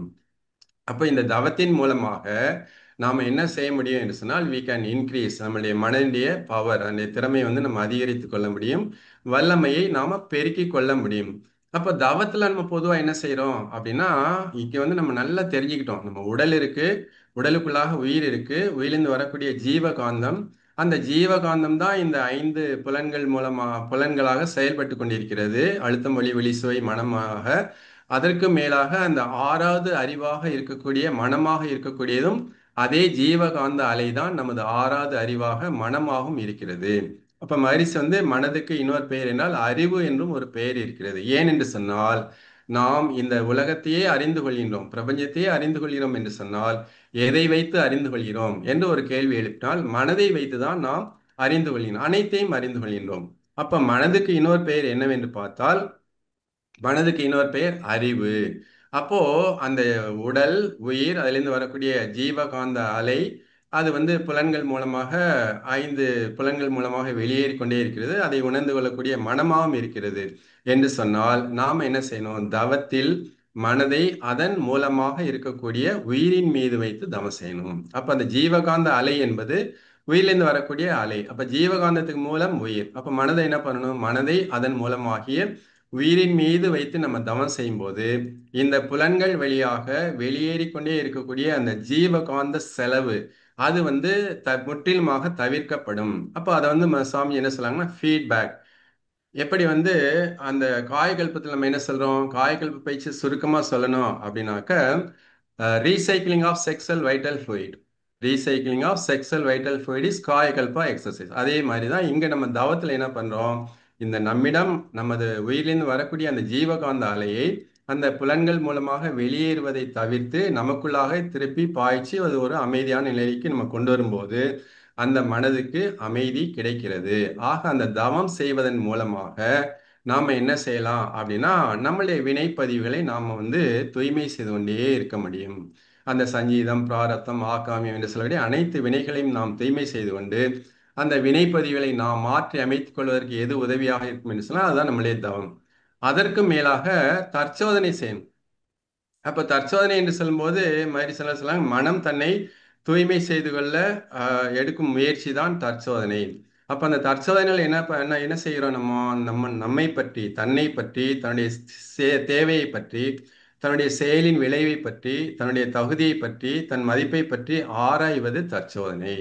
ஓகேங்களா? அப்ப என்னுடைய தேவை என்ன, நான் என்ன செயல் செய்தால் என்ன விளைவு வருது, என்னுடைய தகுதி என்ன, என்னுடைய மதிப்பு என்ன என்றெல்லாம் நம்ம தற்சோதனை செய்து கொண்டு என்னிடம் என்ன நிறை குறை உள்ளது, என்னிடம் இருக்கக்கூடிய குறைகள் என்ன, என்னிடம் இருக்கக்கூடிய நிறைகள் என்ன என்று நாம் சிந்தித்து பார்த்து நம்மிடம் இருக்கக்கூடிய அந்த குறைகளை போக்கிக் கொண்டு அந்த குறைகளை களைந்து அந்த குறைகளை களைந்த வழியே வாழ்க்கை நடத்துவது, அதுதான் நம்ம தற்சோதனை அப்படின்னு சொல்லுவோம். அப்போ இந்த மனதை வந்து நம்ம தூய்மையாக வைத்துக் கொள்ள வேண்டும் என்று சொன்னால் அதுக்கு வந்து 2 விஷயங்கள் அவசியமான ஒரு தேவையாக இருக்கிறது. ஒன்று வந்து அது தவம், அன்றாடம் தவம் செய்யணும். சாமி சொல்லாங்க, நம்ம வந்து சமையலறையில் வந்து தினந்தோறும் சமையல் செய்கிறோம். அந்த இரவில் வந்து பாத்திரங்களை வந்து நன்றாக துலக்கி அதை சுத்தமாக வச்சு தான் அடுத்த நாள் மறுநாள் அது வந்து நமக்கு பயன்பாட்டுக்கு எளிதாக இருக்கும். அதே போல மனதை நாம் தினந்தோறும் பயன்படுத்துகின்றோம். அந்த காலை மாலை 2 வேளை தவம் செய்யும் போது மீண்டும் அதை வந்து அந்த ஒரு பழைய நிலைக்கு நம்மால் கொண்டு வர முடியும் என்று சொன்னால் அதற்கு வந்து தவம் என்பது அவசியமாக இருக்கிறது. அப்ப தவம் செய்தால் மட்டும் போதாது, தற்சோதனையும் செய்ய வேண்டும். ஆமா, அந்த தற்சோதனையில இருந்து நம்ம என்ன பண்ணோம், எண்ணம் ஆராய்தல், ஆசை சீரமைத்தல், சினம் தவிர்த்தல், கவலை ஒழித்தல், நான் யார் என்று சொல்லக்கூடிய அந்த சிந்தனை செய்து அதில் ஒரு தெளிவு பெறணும். இப்போ நிறைவாக அதுல என்ன நம்ம அந்த தற்சோதனையில் நம்ம பார்க்க வேண்டியது என்று சொன்னால், அந்த பழக்கம் விளக்கம் 2 சொல்லுவாங்க சுவாமிஜி. ஒன்று வந்து நம்மளுடைய ஹேபிட்ஸ், தொடர்ந்து செய்து வரக்கூடிய பழக்கம், மற்றது விளக்கம். அப்போ மனிதனிடம் உள்ள குறை என்ன என்று பார்க்கும்போது அந்த விளக்கத்தை விட முடியவில்லை, அந்த விளக்கத்தையும் மறக்க முடியவில்லை, பழக்கத்தையும் விட முடியவில்லை. இரண்டுக்கும் இடையில வந்து நம்ம என்ன பண்ணோம், திண்டாடி கொண்டிருக்கின்றோம் அப்படின்னு சுவாமி சொல்றாங்க. அப்ப அந்த பழக்கத்திற்கும் விளக்கத்திற்கும் இடையில் திண்டாடி கொண்டிருக்கக்கூடிய ஒரு ஜீவனாக இருப்பவன் யார் என்று சொன்னால் அவன்தான் மனிதன். அப்போ அந்த நிலையிலிருந்து மாறி எந்த விளக்கத்தை நாம் பெற்றோமோ அந்த விளக்கத்தின் வழியே வாழ பழக வேண்டும் என்று சொன்னால் அதற்கு அந்த தற்சோதனை என்பது அவசியமான ஒன்றாக இருக்கிறது. இந்த இடத்துல ஒரே ஒரு விஷயத்தை பார்த்துட்டு நம்ம தொடர்ந்து சிந்தனை போகலாம். தவம் மட்டும் செய்துட்டு தற்சோதனை செய்யாமல் இருந்தால் என்னவாகும் அப்படின்னு பார்த்தோம்னா, ஒரு பழமொழி சொல்லுவாங்க, ஜான் ஏற முழம் சறுக்க. காலையிலையும் மாலையிலையும் தவம் செய்கிறோம், ஆனால் மற்ற நேரங்களில் என்ன பண்ணுறோம்? அந்த தற்சோதனை செய்து கொள்ளவில்லை. அடிக்கடி கோவப்படுறோம், உணர்ச்சியப்படுறோம், பயப்படுறோம், கவலைப்படுறோம். அப்ப அந்த தவத்தினால் பெற்ற நன்மைகள் நம்மிடம் இருக்கணும்னு சொன்னா, தற்சோதனை செய்து அந்த மனதையும் நாம் தூய்மையாக வைத்துக் கொள்ளவில்லை என்று சொன்னால், தவத்தினால் பெற்ற பலனை நாம் முழுமையாக பெற முடியாது என்ற காரணத்தினால் மகரிஷி நமக்கு தவமும் கொடுத்து தற்சோதனையும் நமக்கு கொடுத்திருக்காங்க. அப்ப அந்த தவம் செய்யறதுனால என்ன அற்புதமான விஷயங்கள் நடக்குது பாருங்க. கண்ணுக்கு அணிகலன் கருணை. இப்ப கண்ணுன்னு இருந்தா நமக்கு என்ன இருக்கணும்? கருணை இருக்கணும். கண்ணுக்கு அணிகலன் கருணை. காதுக்கு அணிகலன் நல்ல கேள்வி. காதுன்னு சொன்னா நல்ல விஷயங்களை நம்ம கேட்கணும். காதுக்கு அணிகலன் நல்ல கேள்வி. வாக்குக்கு அணிகலன் சத்தியம். வாக்குன்னா நம்ம உண்மையை பேசும், சத்தியத்தை பேசும்.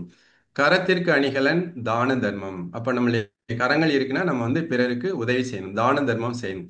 அதே போல மனதிற்கு எது அணிகலன் என்று சொன்னால் அதுதான் தியானம். அப்ப அந்த மனதுக்கு அணிகலனாக இருக்கக்கூடிய அந்த தியானத்தை நாம் தொடர்ந்து செய்து வரும்போது மட்டுமே நாம் என்ன செய்ய முடியும்? அந்த மனதை, மனிதன் என்று சொல்லக்கூடிய அந்த மனதை இதமாக வைத்துக் கொள்ள முடியும். அந்த மனித தன்மையோடு வாழ முடியும். அதற்கு அந்த தவமும் தற்சோதனையும் ரொம்ப ரொம்ப அவசியம்.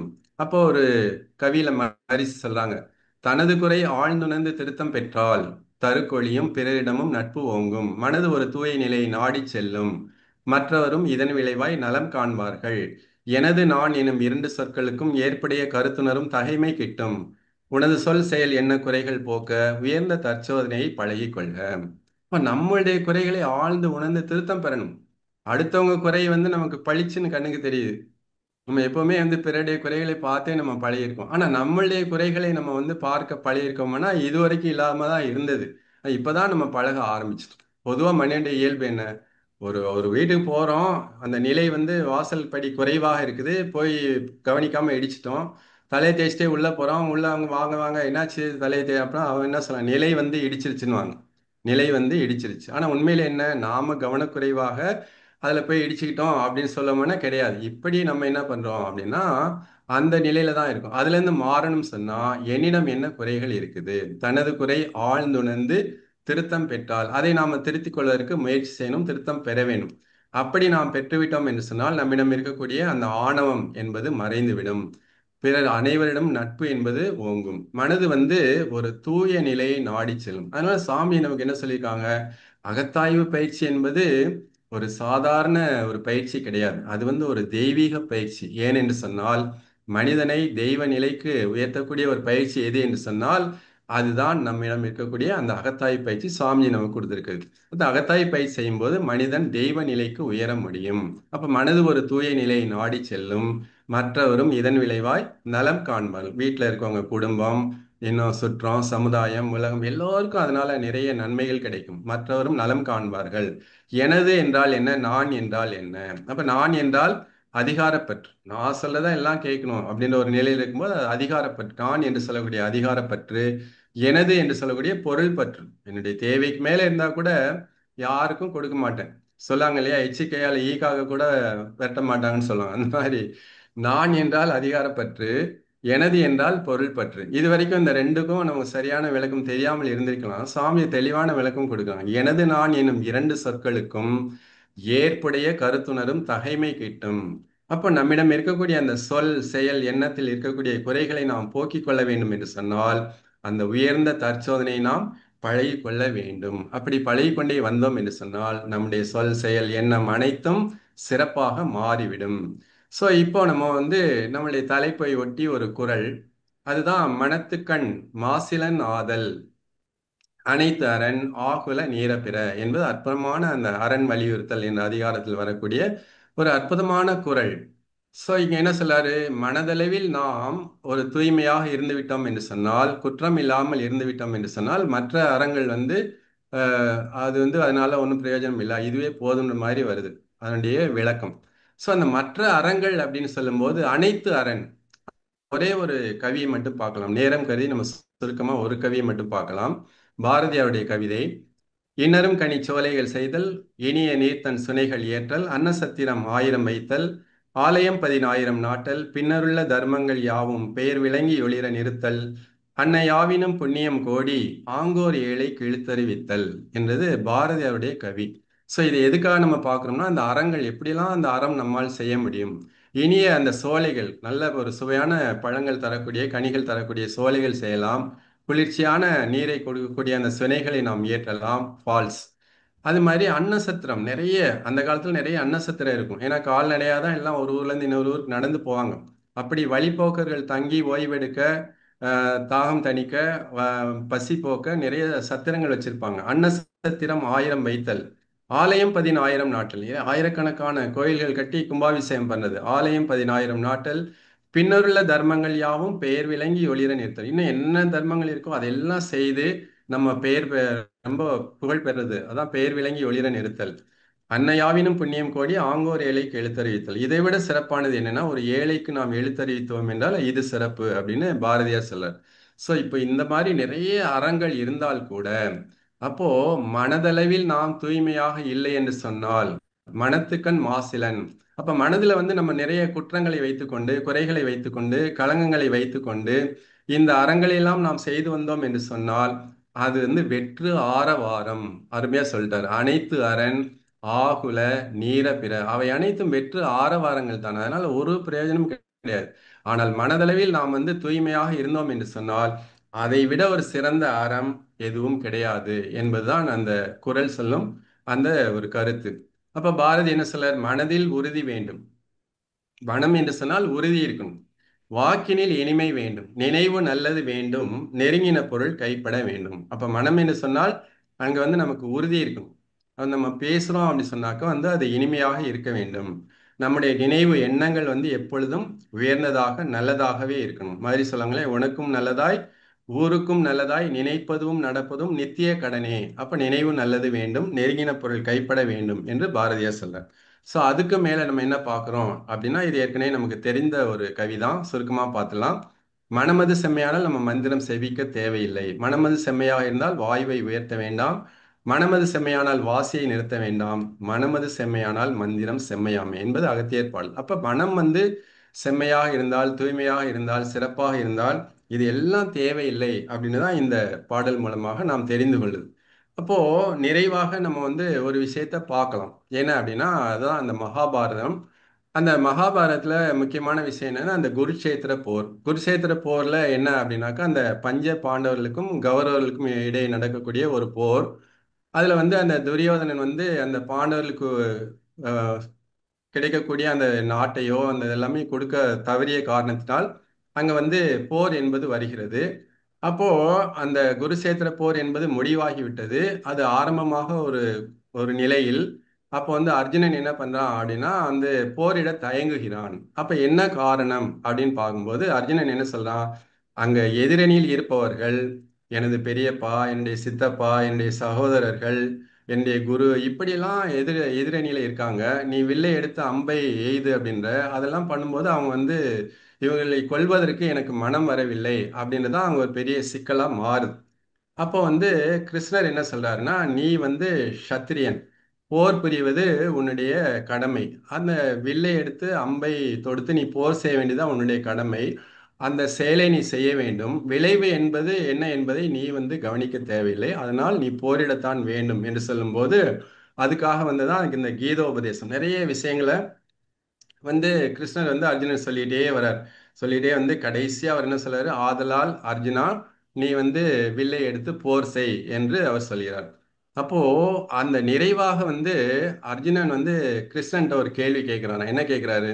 சரி அர்ஜுனா, நீ இவ்வளவு நேரம் எனக்கு கிருஷ்ணா இவ்வளவு நேரம் உபதேசம் எல்லாம் செய்துட்டே வந்த. நான் ஒன்னு கேட்கிறேன். எனக்கு இவ்வளவு உபதேசம் செய்த நீ அந்த துரியோதனிடம் சென்று இந்த போர் என்பது வேண்டாம், இதை அவர்களுக்குரிய பங்கை அவருடைய நாட்டையெல்லாம் நீ கொடுத்துட்டீன்னா இந்த போர் என்பதே நடக்காது என்று அவனை சமாதானம் செய்து அவனுடைய மனதை மாற்றி அமைத்து விட்டால் இந்த குருட்சேத்திர போர் என்பதே தேவையில்லாத ஒன்றாக ஆகிவிடுமே, அதை ஏன் செய்யக்கூடாது என்று அர்ஜுனன் கிருஷ்ணன்ட்ட கேட்கிறார்.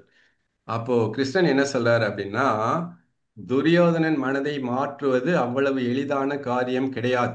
அது மிகவும் கடினமான காரியம். அதை மாற்றுவது என்னாலும் முடியாத ஒரு காரியம். ஆதலால் அதைவிட எளிதான விஷயம் என்னவென்று பார்த்தால் இந்த குருட்சேத்திர போரை நடத்துவது அதைவிட எளிதானது. எனவே அர்ஜுனா, நீ வில்லை எடுத்து அம்பை தொடுத்து போரை துவங்கு என்று சொன்னதாக ஒரு செய்தி வரும். அப்போ அங்கேயே அவங்க என்ன சொல்லியிருக்காங்கன்னா, கிருஷ்ணனாலேயே கடவுளால கூட அந்த துரியன் மனதை மாற்ற முடியலை என்பதாக இதுல இருந்து நம்ம ஒரு செய்தியை தெரிந்து கொள்கிறோம். அப்போ நிறைவாக மகரிஷியுடைய கவியை பார்த்து நம்ம நிறைவு செய்து கொள்கின்றோம். மனமது இயற்கையின் மாபெரும் நிதியலோ, மனமது இயற்கையின் மாபெரும் நிதியலோ, மனதை தாழ்த்திட மயக்கத்தால் துன்பமே. மனதை உயர்த்தினால் மட்டிலா இன்பமே. மனதிலே உலையெல்லாம் மற்றெங்கு தேடுவீர். மனதில் தான் எல்லாம் இருக்கு, வேற எங்கேயும் நம்ம தேடன்ற அவசியம் இல்லை. மனதிலே உலையெல்லாம் மற்றெங்கு தேடுவீர். மனம் புலன் உணர்வில் மயங்கிட மாயையாம். மனம் அந்த புலன் உணர்வுல மயங்கிடுச்சுனாக்கா அது மாயை, மயக்கம். மனம் உயர் வெளியினில் மருவி தோய்ந்திட மனம் விரிந்து அறிவினும் மாபதம் எய்தினும் மனம் அறிவாகிய மனிதனும் தெய்வமே. அற்புதமான விஷயம் மாதிரி சொல்லலாம். அப்போ இயற்கை நமக்கு கொடுத்திருக்கக்கூடிய ஒரு அற்புதமான நிதி கொடை எது என்று சொன்னால் அதுதான் மனித மனம். அப்போ மரிசு அதான் சொன்னாங்க, மனித மனதை கொண்டு நம்ம தெரிந்து கொள்ள முடியாத விஷயம் எதுவுமே கிடையாது. இந்த உலகத்திலும் சரி, பிரபஞ்சத்திலும் சரி, அதற்கு மேலாக உள்ள இறைநிலை அனைத்தையும், இறைநிலை முதற்கொண்டு மனிதன் வரைக்கும் அனைத்தையும் நாம் அறிந்து கொள்ள முடியும் என்று சொன்னால் அது மனதை கொண்டுதான் முடியும். எனவே மனம் என்பது இயற்கை நமக்கு கொடுத்திருக்கக்கூடிய ஒரு அற்புதமான கொடை, நிதி. அந்த மனதை நாம் தாழ்த்தி கொண்டோம் என்று சொன்னால் மனதில் எப்பொழுதும் ஒரு மயக்கம் தான் இருக்கும். அதன் காரணமாக நாம் துன்பப்பட்டு கொண்டே இருப்போம். மனதை உயர்த்தி கொண்டோம் என்று சொன்னால் மட்டில்லாத ஒரு இன்பம் கிடைக்கும். மனதில் தான் எல்லாமே இருக்கு, வேறு எங்கும் போய் தேட வேண்டிய அவசியமே கிடையாது. எல்லாமே நம்ம மனதுக்குள்ள தான் இருக்கு. மனதிலே உலையெல்லாம் மற்றெங்கு தேடுவீர். மனம் புலன் உணர்வில் மயங்கிட மயக்கம் மாயை. மனதை நம்ம என்ன பண்ணணும், துரியாதை தவத்துல மனம் உயர் வெளியினில் மருவி தோய்ந்திட, மனதை அந்த இறைநிலையோடு இணைத்து கொண்டோம் என்று சொன்னால், அந்த துரியாதீதத்துல போயிட்டு அந்த இறைநிலையில இணைந்து தவம் செய்யும் போது அந்த சுத்த வெளியோடு அது மருவி தோய்ந்திடும் போது மனம் விரிந்து அது அறிவாகவே மாறிவிடக்கூடிய ஒரு மாபதம், அந்த கிடைத்தற்கரிய ஒரு பேரு, அதான் மாபதம். மனம் விரிந்து அறிவு என்று சொல்லக்கூடிய மாபதம் எய்திடும் அந்த நிலையில் மனம் அறிவாகிய மனிதனும் தெய்வமாக மாறிவிடவே முடியும் என்று அருட்தந்தை அவர்கள் கூறியுள்ளார்கள் என்பதை கூறிக்கொண்டு, இந்த நல்லதொரு வாய்ப்பினை நல்கிய நமது உலக சமுதாய சேவா சங்கத்தின் தலைவர் பத்மஸ்ரீ எஸ்கேஎம் மயிலானந்தன் ஐயா அவர்களுக்கும், ஆழியார் ஐடி இயக்குனர் பேராசிரியர் கிருஷ்ணமலி ஈஸ்வரையா அவர்களுக்கும், ஐடி ஊழியர்களுக்கும், இந்த நிகழ்ச்சியை சிறப்பாக தொகுத்து வழங்கி கொண்டிருக்கும் பேராசிரியர் ராஜேஸ்வரி குமார் அவர்களுக்கும், மற்றும் இதுகாரும் இந்த சிந்தனையை செய்மெடுத்த சான்றோர் பெருமக்களாகிய உங்கள் அனைவருக்கும் எனது நன்றியையும் வணக்கத்தையும் வாழ்த்துக்களையும் தெரிவித்துக் கொண்டு நிறைவு செய்து கொள்கின்றேன். நன்றி, வணக்கம். வாழ்க வளமுடன், வாழ்க வளமுடன், வாழ்க. இனி கேள்வி பதில் நிகழ்ச்சிக்கு செல்வோம். கேள்வி கேட்க விரும்பும் நண்பர்கள் தங்களது கைபேசியை தாங்களே அன்மியூட் செய்யும் போது அவர்களுக்கான வாய்ப்பு அளிக்கப்படுவதை அன்போடு தெரிவித்துக் கொண்டு முதலாவது அன்பராக டி.எஸ். ராஜாராமையா, உங்களுக்கு அன்மியூட் கொடுத்தாச்சு, நீங்க பேசலாம் ஐயா. ஐயா வாழ்க வளமுடன். வாழ்க வளமுடன் ஐயா, வாழ்க வளமுடன். ராஜாராமன், சென்னை பழவந்தாங்கலேருந்து பேசுறியா. நன்றி ஐயா, வாழ்க வளமுடன். சொல்லுங்க. ரொம்ப அருமையான கருத்துரை பண்ணீங்க. மனத்துக்கண் மோசல் நாதல் அப்படிங்கிற தலைப்பில் மனவளக்கலை பற்றி பல கருத்துக்கள், மகளிஷனுடைய கவிதைகள், சின்ன சின்ன கதைகள் வச்சு அருமையாக சொன்னீங்க, நல்லா இருந்தது. எனக்கு 2 கேள்வி இருக்கியா. சொல்லுங்க. ஒன்று இந்த மனவளக்கலைங்கிறதுலயே மனத்தை வளர்க்கக்கூடிய கலையா இருக்குது. ஆனா அதே நேரத்துல மூளை வளர்ச்சி குண்டியங்களை மனநலம் குண்டியர்னு சொல்றோம். இந்த மன நலத்துக்கும் மன வளத்துக்கும் ஏதாவது வித்தியாசம் உண்டா? எப்படி பண்ணணும்? உடல் நலத்துக்கும் மன வளத்துக்கும்? ஆமா. இல்ல, இப்ப மன வளம் சொல்றோம், மன நலம் குண்டியவருங்கிறோம். அது கொஞ்சம் தாழ்வாயிடுறது. அப்ப ரெண்டு அடுத்த கேள்வி கொஞ்சம் முன்னாடியே பாயிண்ட் இருக்கு. இப்ப நம்ம மனவள கலையும் சொல்றோம். ஆனா ஆரம்பத்துல 60-68ல அது மெய் வழக்க தோமன்ற மாதிரி இருந்ததுன்னு சொல்றாங்க. ஆமா. அது எப்படி மனவள கலையா வந்தது, ஏதாவது ஐடியா உண்டாயா? சரி, ரெண்டுக்கு நான் சொல்றேன். ஃபர்ஸ்ட் கேள்வி, நீங்க இந்த உடல்நலம் மனவளம் சொல்றீங்க, மன வளர்ச்சி குன்றிய குழந்தைகள் சொல்றீங்க, மூளை செயல் குறைபாடு உள்ளவங்க, செயல்திறன் குறைபாடு, ஆட்டிசம் செயல் எல்லாம் இப்போ சமீப காலமா நிறைய நம்ம பார்க்குறோம். அவங்களுக்கு தனியாக ஸ்கூல் கூட வந்தாச்சு. நான் நிறைய பார்க்குறேன் அந்த மாதிரி எல்லாம். ஸோ இதுல என்னன்னாக்க உடல்நலம் மனவளம் அப்படின்னு வரும்போது மனதுக்கும் மூளைக்கும் முதல்ல நம்ம வந்து டிஃபரன்ஸ் தெரிஞ்சுக்கணும். மனம் என்பது வேறு, மூளை என்ற செயல்பாடு வேறு. ஆனால் நீங்க என்ன நம்ம பார்க்கணும்னா, மூளை சரியாக இயங்கவில்லை என்று சொன்னால் அந்த மனனுடைய இது வந்து வெளியில வர்றது சிரமமாயிடும். அப்போ எப்படி வந்து நம்ம ஒரு அறைக்குள்ள இருக்கோம், வெளியில போனோம்னா அந்த ஒரு கதவு இருந்தா தானே கதவை திறந்து வெளியில போறோம். அது மாதிரி மனதுல இருந்து எண்ணங்கள் வருது, அது சரியாக இயக்கத்துக்கு வரணும்னு சொன்னா அந்த மூளையினுடைய செயல்பாடு சரியா இருந்தாதான் அது வர முடியும். அப்போ ஏதோ ஒரு காரணத்தினால அந்த மூளையினுடைய செல்கள் அங்க ஒரு குறைபாடு இருக்குது. அது மேபி ஹெரிடிட்டியாவோ இல்ல பல்வேறு காரணங்களால் அது குறைவாயிடுச்சுனாக்க அவங்க வந்து இப்போ அதுக்கான நிறைய சிகிச்சை கொடுக்குறாங்க என்பது ஒரு பக்கம் இருந்தாலும் அதுக்கு தொடர்ந்து ஒரு முயற்சினால தான் முடியும். ஸோ அப்போ அந்த மூளைக்கும் மனதுக்கும் என்ன ஒரு சம்பந்தம் தொடர்பு அப்படி சொன்னா உடல்நலம் என்பது ஒரு தனியானது, மனம் என்பது தனியானது. அப்ப மனம் சரியாக இருக்கும்னா சுருக்கமா சொல்லணும்னா மூளையுடைய செயல்பாடும் நல்லா இருந்தாதான் மனனுடைய செயல்பாடு சிறப்பாக இருக்கும். அங்க மூளையில சில குறைபாடுகள் இருந்தால் கூட அந்த மனனுடைய செயல்பாடு அதனுடைய திறமை சரியாக முழுமையாக வெளிப்படாது. அதுதான் ஒரு முக்கியமான விஷயம். ரெண்டாவது நீங்க கேட்டீங்க ஆரம்ப காலத்துல வந்து இது வந்து மெய்விளக்க தாமயம் தான் இருந்தது. அப்புறம் காலப்போக்கில் வந்து அது மனவளக்கலையாக மாத்திட்டாங்க. ஸோ இதனுடைய ஒரு உண்மையான காரணமோ எப்போ மாறுச்சுன்னா அந்த விளக்கங்கள் என்னிடம் இல்லையா அதை வேணா நம்ம கேட்டு தெரிஞ்சுக்கலாம். ஸோ இதுதான் எனக்கு இருந்தது. பட் வந்து ஆரம்பத்தில் அது இருந்ததா நானும் கேள்விப்பட்டிருக்கேன். ஆரம்பத்தில் வந்து அது மெய்விளக்க தாமயம் என்ற பெயரில் ஆரம்பிக்கப்பட்டு காலப்போக்கில் அது மனவளக்கலை. இதுல என்ன நான் தெரிய வர்றது என்ன அப்படின்னாக்க சுவாமிஜிக்கு வந்து இந்த மனவளக்கலை அப்படின்னு வைக்கிறது பொருத்தமா இருக்கும் அப்படின்னு அவங்க மனதில் தோன்றி இருக்கும். ஆதலால் அவங்க இந்த பெயரை வச்சிருப்பாங்கன்னு என்னுடைய கணிப்பு. அது என்னுடைய தனிப்பட்ட முறையில. மற்றபடி உண்மையான காரணம் எனக்கும் தெரியாதுங்க. நம்ம என்ன கேட்டு தெரிஞ்சுக்கலாம். நன்றி. வாழ்க. அருமையா விளக்கம் கொடுத்தீங்க. நன்றி. வாழ்க வளமுடன். வாழ்க வளம்பதியா, மிக்க நன்றி. அடுத்த அன்பராக கிருபாநிதி அம்மா, உங்களுக்கு அண்மைக்கு கொடுத்தாச்சுமா, நீங்க பேசலாம். அம்மா வாழ்க வளமுடன். ஐயா வாழ்க வளமுடன். ஐயா வாழ்க வளம், வாழ்க வளம். சொல்லுங்கம்மா. ஐயா ரொம்ப சிறப்பா இருந்துச்சுயா. திருக்குறளோட இன்னைக்கு மகரிஷி கவிதையோட ரொம்ப நல்லா இருந்தது கேட்கறதுக்கு. ரெண்டாவது நீங்க மூளையிலுடைய சுரப்பிகள், அதாவது வலி நிவாரணி, இப்படி டோப்பமின், செரட்டோனின், மெலட்டோனின், அதெல்லாம் ரொம்ப இல்ல இப்ப நீங்க சொல்லும் போது இன்னும் கூட நம்ம நெட்ல போட்டு இதை கொஞ்சம் பார்க்கலாமா அப்படின்னு கூட தோணுது. அந்த அளவுக்கு ரொம்ப நல்லா இருந்தது ஐயா. ஐயா நீங்க மனதை பத்தி சொன்னீங்க, மனதின் விளைநிலம் அப்படிங்கிற எண்ணம் சொல் செயல்.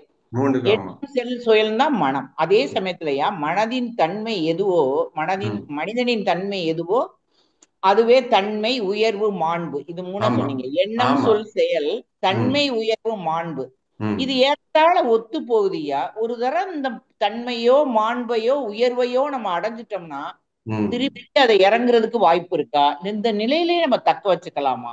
இதுடைய உங்களுடைய கருத்து என்னையா? அதாவது ஒரு அளவுக்கு உயர்ந்துட்டு அதுல வந்து நிலைத்து நிற்க நம்மால் நிச்சயமாக முடியும். முடியும். அதான் உண்மையான ஒரு இது விளக்கம். ஆனா வந்து நம்ம தொடர்ந்து என்ன பண்ணணும்னா அந்த பயிற்சியில இருக்கணும். சரி நான் இதெல்லாம் தெரிஞ்சுக்கிட்டேன், இதெல்லாம் கத்துட்டேன், நீ எனக்கு தேவையில்லைன்னு போயிட்டாங்கன்னா அது மீண்டும் வந்து டவுன்ஃபால் தான். அதுக்கப்புறம் பழையபடி இறங்கிடும். ஆக நாம என்ன பெற்றோமோ, என்ன ஒரு உயரத்தை அடைந்தோமோ, எந்த ஒரு நிலையை அடைந்தோமோ அதை தொடர்ந்து நம்ம தக்க வைக்கணும்னு சொன்னா நமக்கு என்ன தேவை என்று சொன்னால் அந்த பயிற்சி முயற்சி அதை தொடர்ந்து நம்ம செய்து கொண்டே வந்தால்தான் எந்த ஒரு நிலையை அடைந்தோமோ அந்த நிலையிலே நம்ம நிற்க முடியும். ஸோ அப்படி இல்லாமல் அதுல இருந்து நம்ம கொஞ்சம் பயிற்சியெல்லாம் செய்யாது விட்டுட்டோம் அப்படி சொன்னா மீண்டும் வந்து நம்ம பழைய நிலைக்கு வரக்கூடிய வாய்ப்புகள் இருக்குது. சுவாமிகிட்ட வந்து ஒரு கேள்வி கேட்டாங்க. சுவாமி இந்த சத்சங்கம்லாம் நம்ம தினமும் கேட்குறோமே, இது வந்து எது வரைக்கும் நம்ம கேட்கணும் அப்படின்னு சுவாமிகிட்ட ஒரு கேள்வி கேட்டப்போ மகரிஷி சொன்ன பதில் என்னன்னா ஆயுள் பரியந்தம் கேட்கணும்னாங்க. என்ன சொன்னாங்கன்னா ஆயுள் பரியந்தம் இதை கேட்கணுமா. அதனால வந்து நம்ம தொடர்ந்து அந்த பயிற்சி முயற்சி செய்து கொண்டு வந்தால் அந்த நாம பெற்ற அந்த உயர்வு, அந்த அந்த மனநிலை தன்மை சிறப்பு எல்லாமே அது நிலைச்சு நிற்கும். அந்த பயிற்சி முயற்சி விட்டுட்டோம்னா மீண்டும் நம்ம வந்து வரக்கூடிய வாய்ப்பு உண்டு. வாழ்க்கை நம்ம மனவளக்கலையை தக்க வச்சுக்கிட்டு அந்த நிலையில நம்ம நீடிச்சிடலாம். நீடிக்கணும் கண்டிப்பா. பயிற்சியில சங்கத்துல தொடர்புல இருக்கணும், தவமயத்துக்கு தொடர்ந்து போயிட்டு இருக்கணும், பயிற்சியில தொடர்ந்து செய்து வரணும், தவம் செய்யணும், தற்சம் எல்லாம் செய்து வரும்போது நம்ம மேலும் மேலும் உயர்வோமே தவிர தாழ மாட்டோம். கண்டிப்பா உயர்வு தான் இருக்கும். தாழ்வதற்கு வாய்ப்பு குறைவு. அது நம்ம கையில தான் இருக்கு. இது ஒன்னே ஒண்ணுயா. இப்ப எண்ணம் சொல் செயல், தன்மை, உயர்வு, மாண்பு, இது ரெண்டுக்கும் ஒற்றுமை இருக்குல்ல ஐயா?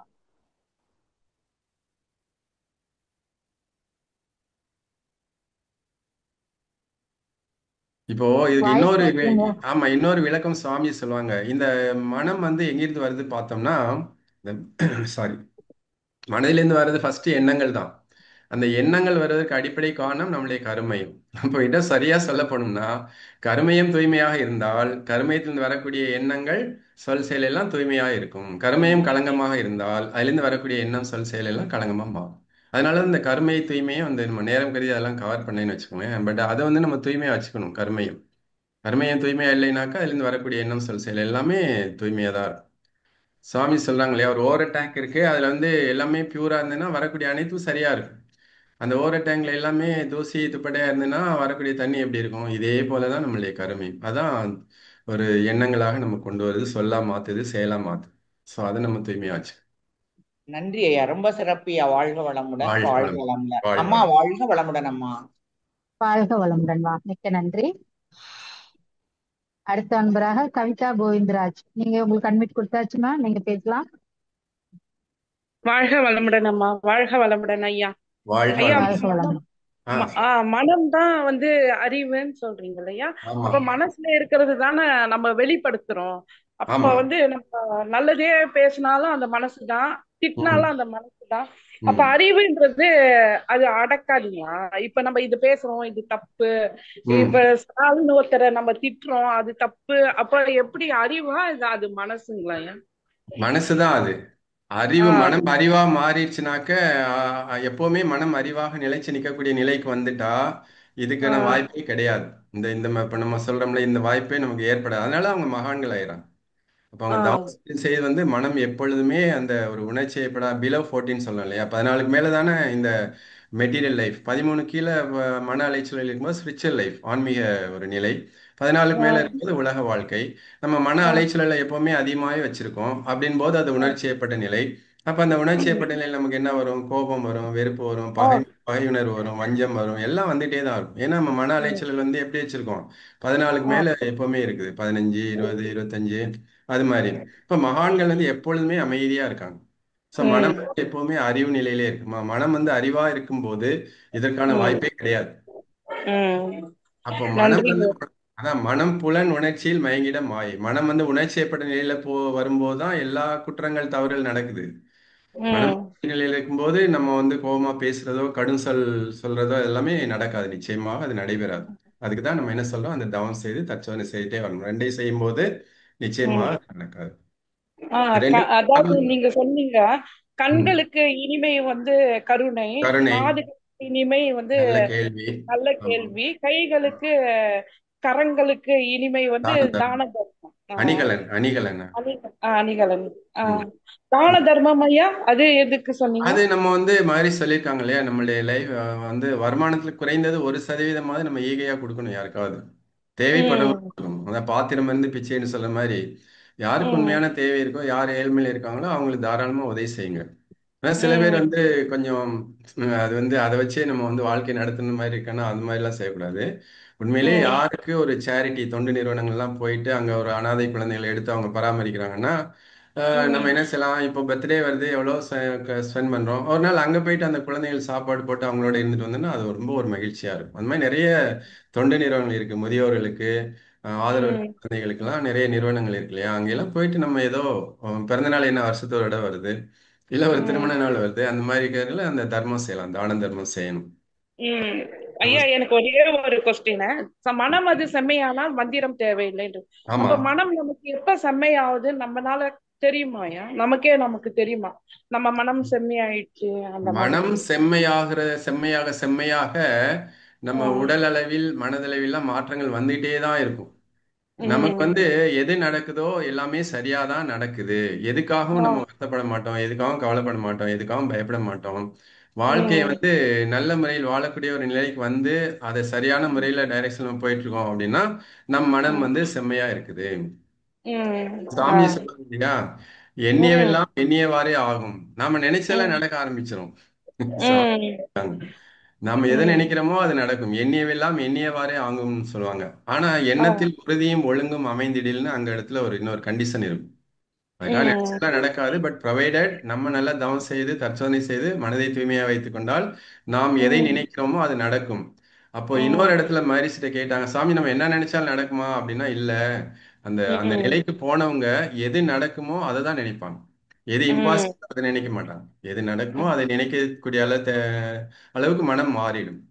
அப்போ ம் மனம் செம்மையா இருக்குது அப்படின்னு சொன்னா நமக்கு நல்ல ம் எல்லாமே சரியா போயிடும். நல்ல உடல்நலம் இருக்கும், நல்ல மனவளம் இருக்கும், பிரச்சனை ம் எல்லாம் அதிகமா இருக்காது. வந்தா சின்ன சின்ன பிரச்சனை வந்தா கூட சொல்லுவாங்க இல்லையா, தலைக்கு வந்தது தலைப்பாயிரம் தலைப்பாவோட அப்படி இருக்கும். இந்த மாதிரி மாறிட்டே அதை வச்சு நம்ம தெரிஞ்சுக்கலாம் மனம் வந்து செம்மையாயிட்டே இருக்கு அப்படி. நன்றிங்கய்யா, ரொம்ப ரொம்ப நன்றிங்கய்யா. வாழ்க வளமுடன். வாழ்க வளமுடன் அம்மா, வாழ்க வளமுடன் ஐயா. வாழ்க வளமுடன்மா. ம். அடுத்த அன்பராக புவனாமா, உங்களுக்கு அன்மைட் கொடுத்தாச்சு, நீங்க பேசலாம். ஐயா வாழ்க வளமுடன். வாழ்க வளமுடன் சொல்லுங்கம்மா. சென்னையிலிருந்து பேசுறேன். மனம் வந்து செம்மையா தான் ஐயா இருக்கு. இப்ப பதிவுகள் வருது இல்லையா, அது வந்து ரொம்ப அளவு மீறி வருது அண்ணா. அது நம்மளுடைய கர்மயத்துல எந்த அளவு இருக்கோ அந்த வரைக்கும் வருது அப்படின்னு நம்ம புரிஞ்சுக்கணுமா ஐயா? கண்டிப்பா, நிச்சயமா.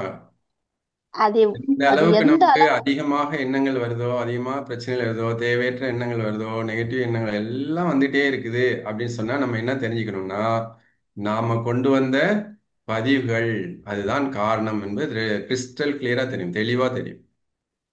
அப்ப ஆக்செப்ட் ஆஸ் இட் இஸ் மாதிரி இருக்கணும் இல்லையா? ஆமா, இப்போ நம்ம என்ன பண்ணணும், பதிவுகள் இருக்குன்னு தெரிஞ்சுக்கிட்டு சாமி நமக்கு என்ன ஒரு இது கொடுத்துருக்காங்க அப்படின்னா, உபாயம் கொடுத்துருக்காங்கன்னா, மேல் பதிவு நிறைய போடும். அதுதான் நம்ம அவங்களை வாழ்த்தணுமா பயிற்சி ஐயா? பயிற்சி அவங்களும் முறைகள்ல மேல் பதிவுனா நம்ம என்ன பண்றோம், அந்த எண்ணங்கள் வராமல் இருக்கிறதுக்காக நல்ல எண்ணங்கள், நல்ல சிந்தனைகள், இன்னும் நம்ம அந்த மௌனம் கடைபிடிக்கிறது, இன்னும் நிறைய வாழ்த்து இப்படி அந்த எல்லாம் மாத்திட்டே வரும்போது அந்த பதிவுகள் வந்து கீழே போயிடும். அப்போ எது நம்ம லேட்டஸ்டா போடுமோ அது மேலே வர ஆரம்பிச்சிடும். அப்போ நல்ல எண்ணங்களை நம்ம வந்து மேல் பதிவாக போட்டுட்டே வரும்போது அது படிப்படியாக சப்சிடைஸ் ஆயிடும், குறைஞ்சிடும் அது. சரிங்க ஐயா. அப்ப அது கீழே போகுதுன்னா நம்ம சந்ததிக்கு போவோம் இல்லையா? அந்த சந்ததிக்கு கூட போகாம இப்ப வந்து டிசப்பியர் ஆகிறதுக்கு என்ன பண்ணணும் சொல்லுங்க. சந்ததிக்கு போகும்னா எப்ப போகும்னு சொல்லுங்க. அதாவது நம்ம குழந்தை பிறக்கும் போதே போயிடும், அவ்வளவுதான். அப்புறமா இப்ப சந்ததிக்கு நம்ம போறது கிட்ட அது செயல்ல இப்போ இப்போ என்னோட பதிவு எனக்கு செயல்ல வரலன்னா அது நம்மளுடைய சந்ததிக்கு போகுமா போகாதா ஐயா? கண்டிப்பா போகும். ஆஹ் அது கூட போக கூடாதுன்னா நம்ம என்ன பண்ணணும் ஐயா? அதுதான் திருமூலர் பாடல். திளைக்கும் வினைகளில் தீர்வுறு தோணி இளைப்பினை நீக்கும் இருவழி உண்டு, கிளைக்கும் தனக்கும் அக்கேடில் முதல்வன் விளைக்கும் தவமும் அறமும் மேய்த்துணையாமே அப்படின்னு திருமந்திர பாடல். அப்ப மனித வாழ்க்கை என்பது அந்த பிறவி பெருங்கலை தாண்ட முடியாமல் மனிதன் தத்தளித்துக் கொண்டிருக்கின்றான். பிறவியாகிய பெருங்கடலை தாண்ட வேண்டும் என்று சொன்னால் அவன் செய்ய வேண்டியது தவமும் அறமும். தவமும் அறமும் அவன் செய்தால் அது தனக்கும் அவனுடைய கிளைக்கும் தனக்கும்னா தன்னுடைய சந்ததிக்கும் தனக்கும் அதுதான் சிறப்பளிக்கும். அப்போ நம்ம தவமும் அறமும் செய்யும்போது அது நமக்கு மட்டும் நன்மை தராது, நம்மளுடைய சந்ததிக்கும் அது நன்மை தரும் அப்படின்னு தான் அந்த திருமந்திர பாடலே விளக்கம். ஸோ அதனால நம்ம என்ன செய்யணும், தவம் செய்யணும், அறம் செய்யணும். இந்த ரெண்டும் செய்யும்போது நமக்கும் நன்மை, நம்மளுடைய சந்ததிகளுக்கும் அதான் நன்மை தரும். அதான் நம்மளுடைய இந்த பிறவியாகிய பெருங்களை தாண்டுவதற்கான உபாயம். அதான் தவம் அறம், இந்த இணைந்த வாழ்க்கை தான் நம்மளுடைய ஒரே வழி, வேற வழியே கிடையாது. அதான் மகிழ்ச்சி. ஐயா ஒரே ஒரு டவுட். சொல்லுங்க. இப்போ நம்ம பண்ற தவம், நான் பண்ற தவம் இது கரெக்ட் அப்படின்னு நான் எப்படி ஐயா தெரிஞ்சுக்கிறது, அது மட்டும் சொல்லுங்க ஐயா. எந்த அளவுக்கு நீங்க தவத்துல உட்காரும் போது எண்ணங்கள் வந்து ரொம்ப குறைஞ்சிக்கிட்டே இருக்கோ அதுல வச்சு நீங்க தெரிஞ்சுக்கலாம். நீங்க வந்து முதல் நாள் வந்தப்போ எண்ணங்கள் நிறைய இருந்துக்கலாம். அப்போ நாளாக ஆக வந்து உங்களுக்கு எண்ணங்கள் குறைஞ்சி எந்த தவம் செய்றீங்களோ அங்கேயே நீங்க நிக்கிறீங்க அப்படின்னாக்க நீங்க வந்து தவம் நல்லா செய்றீங்கன்னு தெரிஞ்சுக்கலாம். இப்போ நீங்க வந்து தவத்துல உட்காந்துட்டீங்க, ஆகினேன்றாங்க, புருவ மத்தியில ஆரம்பிச்சீங்க, ஆரம்பிச்ச அடுத்த நிமிஷத்துல அடுத்து என்ன செய்யணும், சமையல் என்ன பண்ணும், இது பண்ணும் அது பண்ணும், அப்புறம் துரியம்ன்றாங்க, துரியத்துக்கு போறீங்க, பழையபடி எங்கேயோ போயிட்டே வந்துட்டீங்க. அப்புறம் வந்து பேரியக்க மண்டலம்னு சொல்லிட்டாங்க, போனோம், அப்போ வேற எங்கேயோ போயிட்டே இருக்கோம். சுத்த இப்படி ஒன்னொன்னுலயும் வந்து நம்ம எண்ணங்கள் நிறைய குறுக்கீடு செய்யுதுன்னா இன்னும் நம்ம வந்து முழுமையான தவத்துக்கு வரல அப்படின்றத நம்ம தெரிஞ்சுக்கலாம். அப்ப எந்த அளவுக்கு எண்ணங்கள் குறைகிறதோ அந்த அளவுக்கு நம்ம தவத்துல உயர்ந்திருக்கோம் என்பதை நம்மால் நிச்சயமாக தெரிந்து கொள்ள முடியும். நம்ம எண்ணங்களும் வர்றது குறைஞ்சிக்கிட்டே வரும் படிப்படியா. அந்த எண்ணங்களும் நல்ல எண்ணங்களா மாறிடும், பாசிட்டிவ் திங்கிங்கா மாறிடும். அதை வச்சு நம்ம தெரிஞ்சுக்கலாம் தவத்துல இருக்கோம். ஏன்னா அவர் சித்தர் பாடல் சொல்றாரு இல்லையா, நாட்டார் நம்மை மறித்து நகை புரிய பார்ப்பனன்றோ. இப்ப காட்டானை மேலேறி கடைத்தெருவே போகையிலே நாட்டார் நம்மை மறித்து நகை புரிய பார்ப்பனா என்ன, நம்மளுடைய எண்ணங்கள் வந்து குறுக்கிடும். நாட்டார்ன்றது நம்ம புலன்கள் வழியா பெற்ற அனுபவங்கள், நம்ம வினை. வாய்ஸ் கேட்கலங்கய்யா. கேக்குதுங்களா? இப்ப கேக்குது. கேக்குது ஐயா. இப்ப கேக்குது. கேக்குது. இப்ப கேக்குது. அதுதான் தவம் செய்யும் போது இந்த எண்ணங்கள் வந்து குறுக்கீடு செய்யும். எந்த அளவுக்கு எண்ணங்கள் வந்து குறையுதோ அதை வச்சு நம்ம தவத்துல நல்லா போயிட்டு இருக்கோம்ன்றது நம்ம தெரிஞ்சுக்கலாம். வாழ்க வளம். ஐயா ஐயா இன்னொரு ஒரு கேள்வி. இப்போ சொல்லுங்க. கருணையோட தான் இருக்கணும்னு சொல்றீங்க இல்லையா? ஆமா ஆமா. இப்போ நம்ம வந்து நம்மளோட எதிரிகள் கிட்ட கருணையோடயே நம்ம இருக்கிறோம். அவங்க நம்மளுக்கு என்ன ஒரு கெடுதல் செஞ்சாலும் நம்ம திருப்பி எதுவுமே செய்யாமல் அப்படியே இருக்கிறோம் இல்லையா? ஓகே.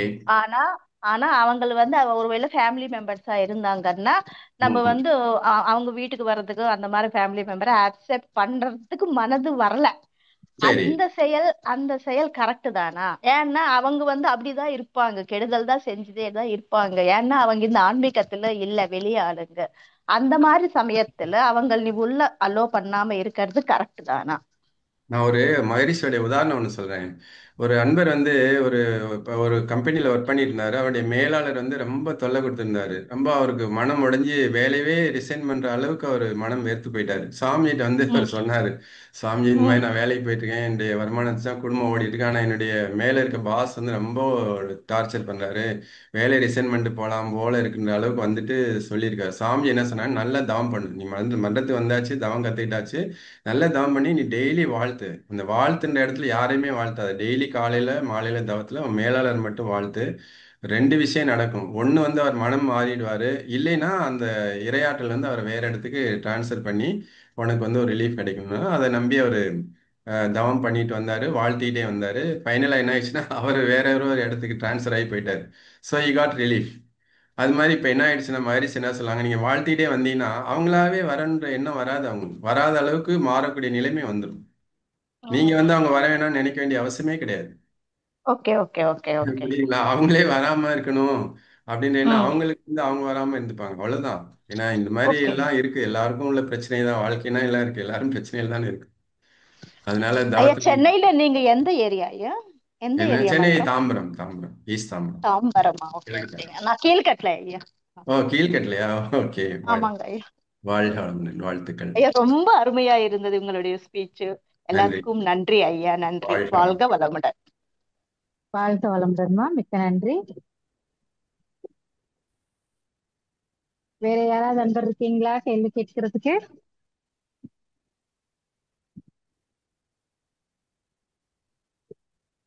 வாழ்க வளமுடன். யாராவது ஐயம் தெளிவுக்கு இருக்கீங்களா?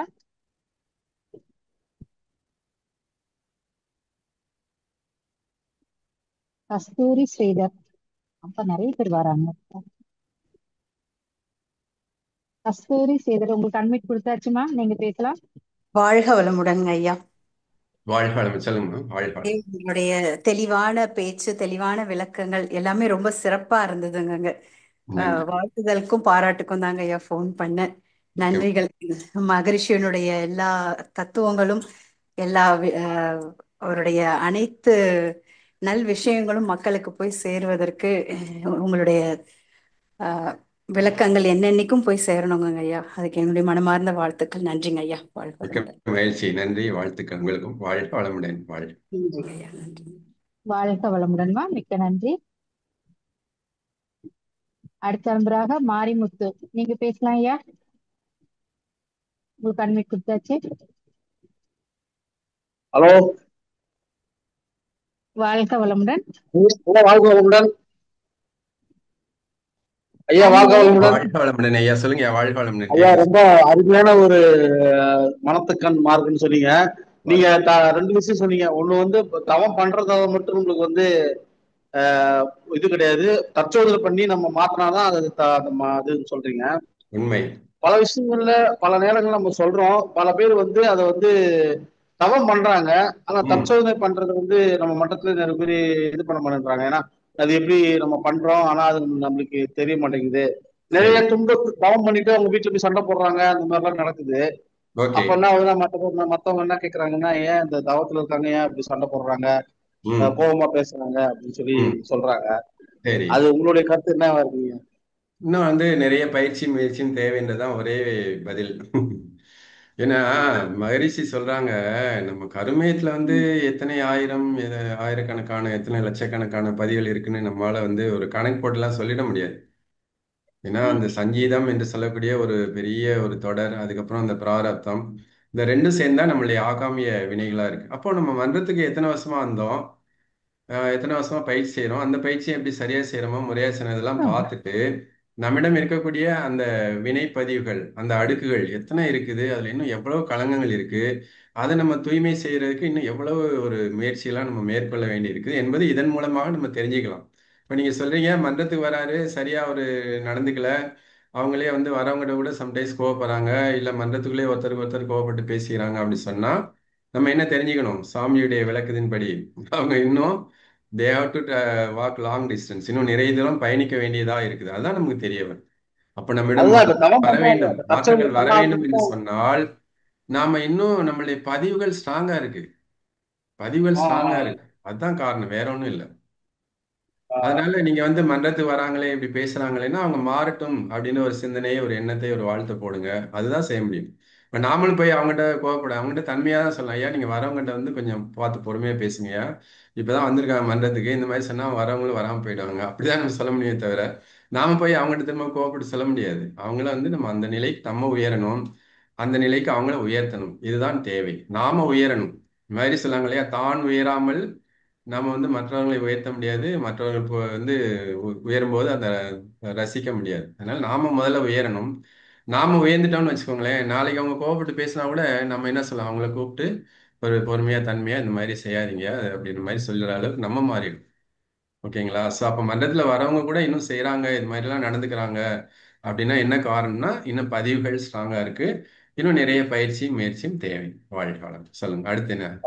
ரெண்டாவது கேள்விங்கய்யா, இந்த ம். நீங்க ஒருத்தங்க கேள்வி கேட்டது சொன்னீங்க, இந்த மாதிரி ஒருத்தங்களை வந்து நம்ம வந்து கஷ்டப்படுத்திட்டோம் அப்படின்னா ம். அவங்க வந்து நம்ம கஷ்டப்படுத்துற மாதிரி அவங்களுடைய செயல்பாடு நமக்கு இருக்கும்போது ம். அவங்கள நம்ம மனதார நம்ம வாழ்த்துறோம். அதாவது நம்ம சரி ஒரு எதிர்வினை ஆற்ற வேண்டியது இருக்கு. ஒரு சில நேரங்களில் நம்ம சில பேர் நம்மள சொல்லால் தாக்கும் போது பாத்தீங்கன்னா எதிர்வினை ஆற்ற வேண்டியது இருக்கு, அந்த சூழ்நிலையில் இருக்கு. அப்ப அதுல சினம் வருது, பொறுமையை காக்க முடியல, ஏதோ ஒரு வார்த்தையை அது பண்ணிடுறோம்னு சொன்னா நம்ம வாழ்த்துறோம், எல்லாமே பண்றாங்க.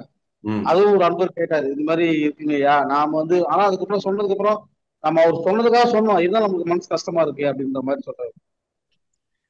சில சமயங்களில் எதிர்வினை ஆற்ற வேண்டி இருக்கும் என்று சொன்னால் அது வந்து நமக்கு ஒரு தற்காப்புக்காக, பாதுகாப்புக்காக, அந்த மாதிரி ஒரு சிலைங்களை நம்ம எதிர்வினை ஆற்றலாம். ஆனால் சாமி சொல்றதை பொறுத்தவரையிலும் நம்ம ஒன்றை உணர்ந்துக்கிட்டோம்னாக்க நிச்சயமாக நம்ம வந்து அமைதியாக போயிடும். என்னன்னா என்னிடம் இருக்கக்கூடிய வினைப்பதிவு தான் அவருடைய கருமையத்தை தூண்டி எனக்கு ஒரு துன்பத்தை கொடுக்குது. அது சொல்லாலோ செயலாலோ ஒரு துன்பத்தை எனக்கு ஒரு நபர் கொடுக்கிறார். அது குடும்பத்தில் இருக்கவங்களோ, வெளியில இருக்கவங்களோ, சமுதாயத்தில் இருக்கவங்களோ ஒரு துன்பத்தை தராங்கன்னா யார் காரணம் அப்படின்னு நம்ம தெரிஞ்சுக்கணும். என்னுடைய அதாவது சொல்லுவாங்க இல்லையா, தீதும் நன்றும் பிறர் தர வாரா. என்னுடைய பதிவு காரணமாக என்னுடைய குடும்பத்தில் இருக்கவங்களோ இல்லை சமுதாயத்தில் இருக்கவங்களோ துன்பம் தராங்க. இதை முதல்ல நம்ம தெரிஞ்சுக்கிட்டா நம்ம பாதி வந்து நம்ம அமைதிக்கு வந்துடும். அதுக்கு மேல சில சமயங்களில் தற்காப்புக்காக சில விஷயங்கள் செய்யறோம்னா அது பரவாயில்ல. பட் நாமளும் கோவப்பட்டு ரியாக்ட் பண்ணோம்னா பதிவுகள் சேரும், அவ்வளவுதான், வேற ஒன்றும் கிடையாது. பதிவுகளை சேர்த்துட்டே போனோம்னாக்க அதுக்கேற்ற மாதிரி நம்ம துன்பப்படுவோம். பதிவுகளை குறைச்சிக்கணும், தூய்மை செய்யறதுதான் நம்மளுடைய முக்கியமான நோக்கமா இருக்குது. ஸோ அதை மனசுல எப்பவுமே வச்சுக்கிட்டா இன்னும் நான் மேலும் தேவையற்ற பதிவுகளை, துன்பம் தரக்கூடிய பதிவுகளை நான் ஆட் பண்ணி சேர்த்து கொண்டே போகக்கூடாது அப்படின்ற ஒரு தெளிவுக்கு வந்துட்டோம்னா கண்டிப்பாக நம்ம மாறிடும். வாழ்காலம். ரொம்ப அருமையான பதில். துன்பப்படுற காரணமே நம்ம பதிவு தானுங்க. ஆமா, நம்மளுடைய ஆமாங்க, கண்டிப்பா. துன்பப்படுறோம். அப்போ வந்து நம்ம யாரையும் நொந்து கூடாது, கடவுளை கூட நம்ம நொந்து கூடாது. நம்மளுடைய பதிவுகள், அதுக்கு நம்ம யாரையும் குறை சொல்லி பிரயோஜனம் இல்லை. இப்ப எந்த அளவுக்கு நம்ம தூய்மை செய்யறோமோ தவத்துல, அந்த அளவுக்கு இந்த பிரச்சனைகள் வராது. நம்ம தவம் செய்து நம்மளுடைய பதிவுகள் இன்னும் தூய்மை பண்ணி பண்ணி வர வர வர வர இது மாதிரி பிரச்சனைகள் குறைஞ்சிடும். வாழ்காலம். ரொம்ப அருமையான பதில் இல்லையா, விளக்கமான பதில். வாழ்காலம். வாழ்க வளமுடன் ஐயா, மிக்க நன்றி. அடுத்த அன்பராக செவ்வேல் ஐயா, உங்களுக்கு அன்மியூட் கொடுத்தாச்சு, நீங்க பேசலாம் ஐயா. வாழ்க வளமுடன் அம்மா, வாழ்க வளமுடன் ஐயா. ரொம்ப சிறப்பாக இருந்தது ஐயா. நீங்க மனமது அந்த மனமது செம்மையானால் மந்திரமே தேவையில்லைன்னு சொல்றீங்க. அதே மாதிரி நம்ம இந்த மனசு வந்து நம்ம எவ்வளவு தூரம் பதப்படுத்தி நம்ம எடுத்துட்டு வந்தாலும் மகரிஷி ஐயா சொன்ன சில டைம்ல அந்த என்ன பண்ணுது, திடீர்னு அதை எழுச்சிதான் ஏற்படுது. நீங்க சொல்றீங்க இன்னும் எவ்வளவு தூரம் பயிற்சி எடுக்கிறீங்களோ உங்களுக்கு அந்த அன்பு கருணை வரும், அந்த எண்ணம் அலைச்சூழல் குறையும் சொன்னீங்க. அதே மாதிரி நாம நாம பண்படுறோம். சில டைம்ல அந்த இது வந்து இப்ப குடும்பத்திலே என்ன பண்ண கூட என்ன சொல்றாங்க, நீ என்ன மனவளக்கலையில போய் என்னத்த இருந்து என்னன்னு சொல்றாங்க. அப்புறமேட்டு தான் நம்ம தற்சோதனை பண்ணக்குள்ள நம்ம இன்னும் நிறைய பயிற்சி பண்ணணும்னு நினைக்கிறோம். இருந்தாலும் சில டைம்ல எழுச்சி பட்டுடுது. வேலை செய்யற கூட வேலை செய்யல உள்ள சூழ்நிலை வந்து அந்த வேலை முடிக்குள்ள அந்த டைம்ல எழுச்சி பெற்றுதான் அந்த அளவுக்கு முடிக்க முடியுது ஐயா ஒரு வேலை செய்யற நிறுவனத்துல. அப்புறம் நாம இன்னும் நல்லா பண்படுத்தணும்னா இன்னும் என்ன வழிகள் செய்யலாம் ஐயா? அந்த மாதிரி நேரங்கள்ல கூட நம்ம மீண்டும் அன்னைக்கு என்ன பண்ணணும் அப்படின்னா, இரவுல வந்து இன்னைக்கு நம்ம காலையில இருந்து இரவு வரைக்கும் என்ன செஞ்சோம் அப்படின்னு கொஞ்சம் அனலைஸ் பண்ணணும். அதாவது மாதிரி சொல்றாங்க இல்லையா, நாள் முழுதும் செய்தவற்றின் நற்பலனை நல்லுறக்கம் கொள்ளும் முன் உணர்ந்து கொள்வேன்னு சொல்லுவாங்க. இந்த காலையில இருந்து இரவு வரைக்கும் நம்ம என்னெல்லாம் செய்தோம், என்ன சொல் செயலால எது நமக்கும் பிறருக்கும் நன்மை தந்தது, எது நமக்கும் பிறருக்கும் துன்பம் தந்தது அப்படின்னு நம்ம கொஞ்சம் யோசிக்கணும். யோசிச்சுட்டு தூங்க போறதுக்கு முன்னாடி பை மிஸ்டேக் நான் வந்து ஒரு உணர்ச்சியப்பட்ட நிலையில போயிட்டு பிறருக்கு துன்பம் கொடுத்திருந்தேன் அப்படின்னு நமக்கு தெரிய வந்தால், நான் ஒரு உணர்ச்சியப்பட்ட நிலையிலிருந்து இந்த காரியத்தை செய்து விட்டேன், இனி நான் இதை செய்யாது இருப்பேன் அப்படின்னு ஒரு சங்கல்பம் போட்டுட்டு நம்ம உறங்க போகணும். அப்படி ஒரு சங்கல்பம் செய்தால் மட்டுமே அந்த சங்கல்பம் மீண்டும் அதே தவறை நம்ம செய்யாமல் பாதுகாக்கும். அப்படி இல்லை, நான் டெய்லி அது மாதிரிலாம் செய்ய மாட்டேன், நான் பாட்டுக்கு பேசுவேன் அப்படின்னா, மனசு சொல்லும் yes what you is right, நீ என்ன செய்யறியோ அது சரின்னு சொல்றது நம்மளுடைய மனசு. ஆனா அறிவு சொல்லும் நம்ம செய்யறது தப்பு அப்படின்னு. அப்போ அந்த மனசு சில சமயங்களில் நம்மளை சொல்லும், நாம அவன் வந்து இப்படிதான் பிஹேவ் பண்ணா, அவனுக்கு நான் இப்படி பிஹேவ் பண்ணாதான் அது ஆப்டா இருக்கும், கரெக்டா இருக்கும், அவன் பாட்டு சொல்லிட்டே இருப்பான் செய்துட்டே இருப்பான், நான் பாட்டு கேட்டுட்டே போனா என்ன அர்த்தம் அப்படின்ற மாதிரி நம்ம நினைச்சோம் அப்படின்னா நம்ம இன்னும் ஆன்மீக பயிற்சியில நிறைய தூரம் போக வேண்டியிருக்கு அப்படின்னு தான் உண்மை. ஸோ அதனால நீங்க வந்து ஒவ்வொரு நாளும் இரவு உறங்குவதற்கு முன்பு காலை முதல் இரவு வரை அந்த என்னெல்லாம் செய்தோம், அது எதெல்லாம் பிறருக்கு நன்மை செய்தது, எதெல்லாம் பிறருக்கு துன்பம் கொடுத்தது, இந்த துன்பம் தரத்தக்க செயலை இனி நான் செய்யாதிருப்பேன் ஒரு சங்கல்பம் எடுத்துக்கிட்டீங்கன்னா நிச்சயமாக அது நம்மளை பாதுகாக்கும். மாதிரி தான் சொல்லாங்க, அந்த எண்ணத்துக்கு எண்ணத்தையே பாதுகாப்பா வச்சிட்டோம்னா மீண்டும் அது போன்ற எண்ணங்கள் வராமல் அதுவே ஒரு அரணாக இருந்து நம்மளை பாதுகாத்து விடும். வளம். மிக்க மகிழ்ச்சி, ரொம்ப சிறப்பையா, மிக்க மகிழ்ச்சி ஐயா. வாழ்க வளமுடன். வாழ்க வளமுடன் ஐயா, மிக்க நன்றி. அடுத்த அன்பராக ஜெயலட்சுமி அம்மா, உங்களுக்கு அன்வைட் கொடுத்தாச்சு, நீங்க பேசலாமா? நன்றி அம்மா, வாய்ப்பு கொடுத்தமைக்கு நன்றி அம்மா. வாழ்க வளமுடன் ஐயா. வணக்கம் ஐயா. வாழ்க வளமுடன் ஐயா. ஐயா, இப்ப தவத்துல நம்ம ஒருமுகப்படுத்துறது பத்தி சொன்னீங்க இல்லையா, நம்ம வந்து சமையல் பத்தி ஏதாவது யோசிச்சா நம்ம டிவேட் ஆகுறப்ப நம்ம பஞ்சபூத நவகிரகம் மாதிரி 9 மைய தவத்துல நம்ம மூலாதாரம் நில மையத்தை அப்படியே நில மூலகத்தை நினைக்கிறோம் அப்படின்ட்டு அதுல கமெண்ட் போட்டுக்கிட்டே இருக்கலாமா ஐயா? அதே மாதிரி ஆக்கினை துரியம் தவம் பண்ணும்போது நம்மளுடைய பீனியல் பிட்யூட்டரி சுரப்பி நன்றாக இயக்கம் பெறுகிறது.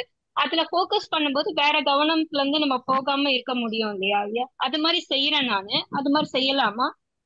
அதாவது நம்ம தவங்கள் செய்யும்போது சுவாமி நமக்கு என்ன மாதிரி சொல்லி கொடுத்துருக்காங்க, பேராசிரியர் எப்படிலாம் சொல்லி அதே மாதிரி நம்ம ஃபாலோ பண்ணணும்.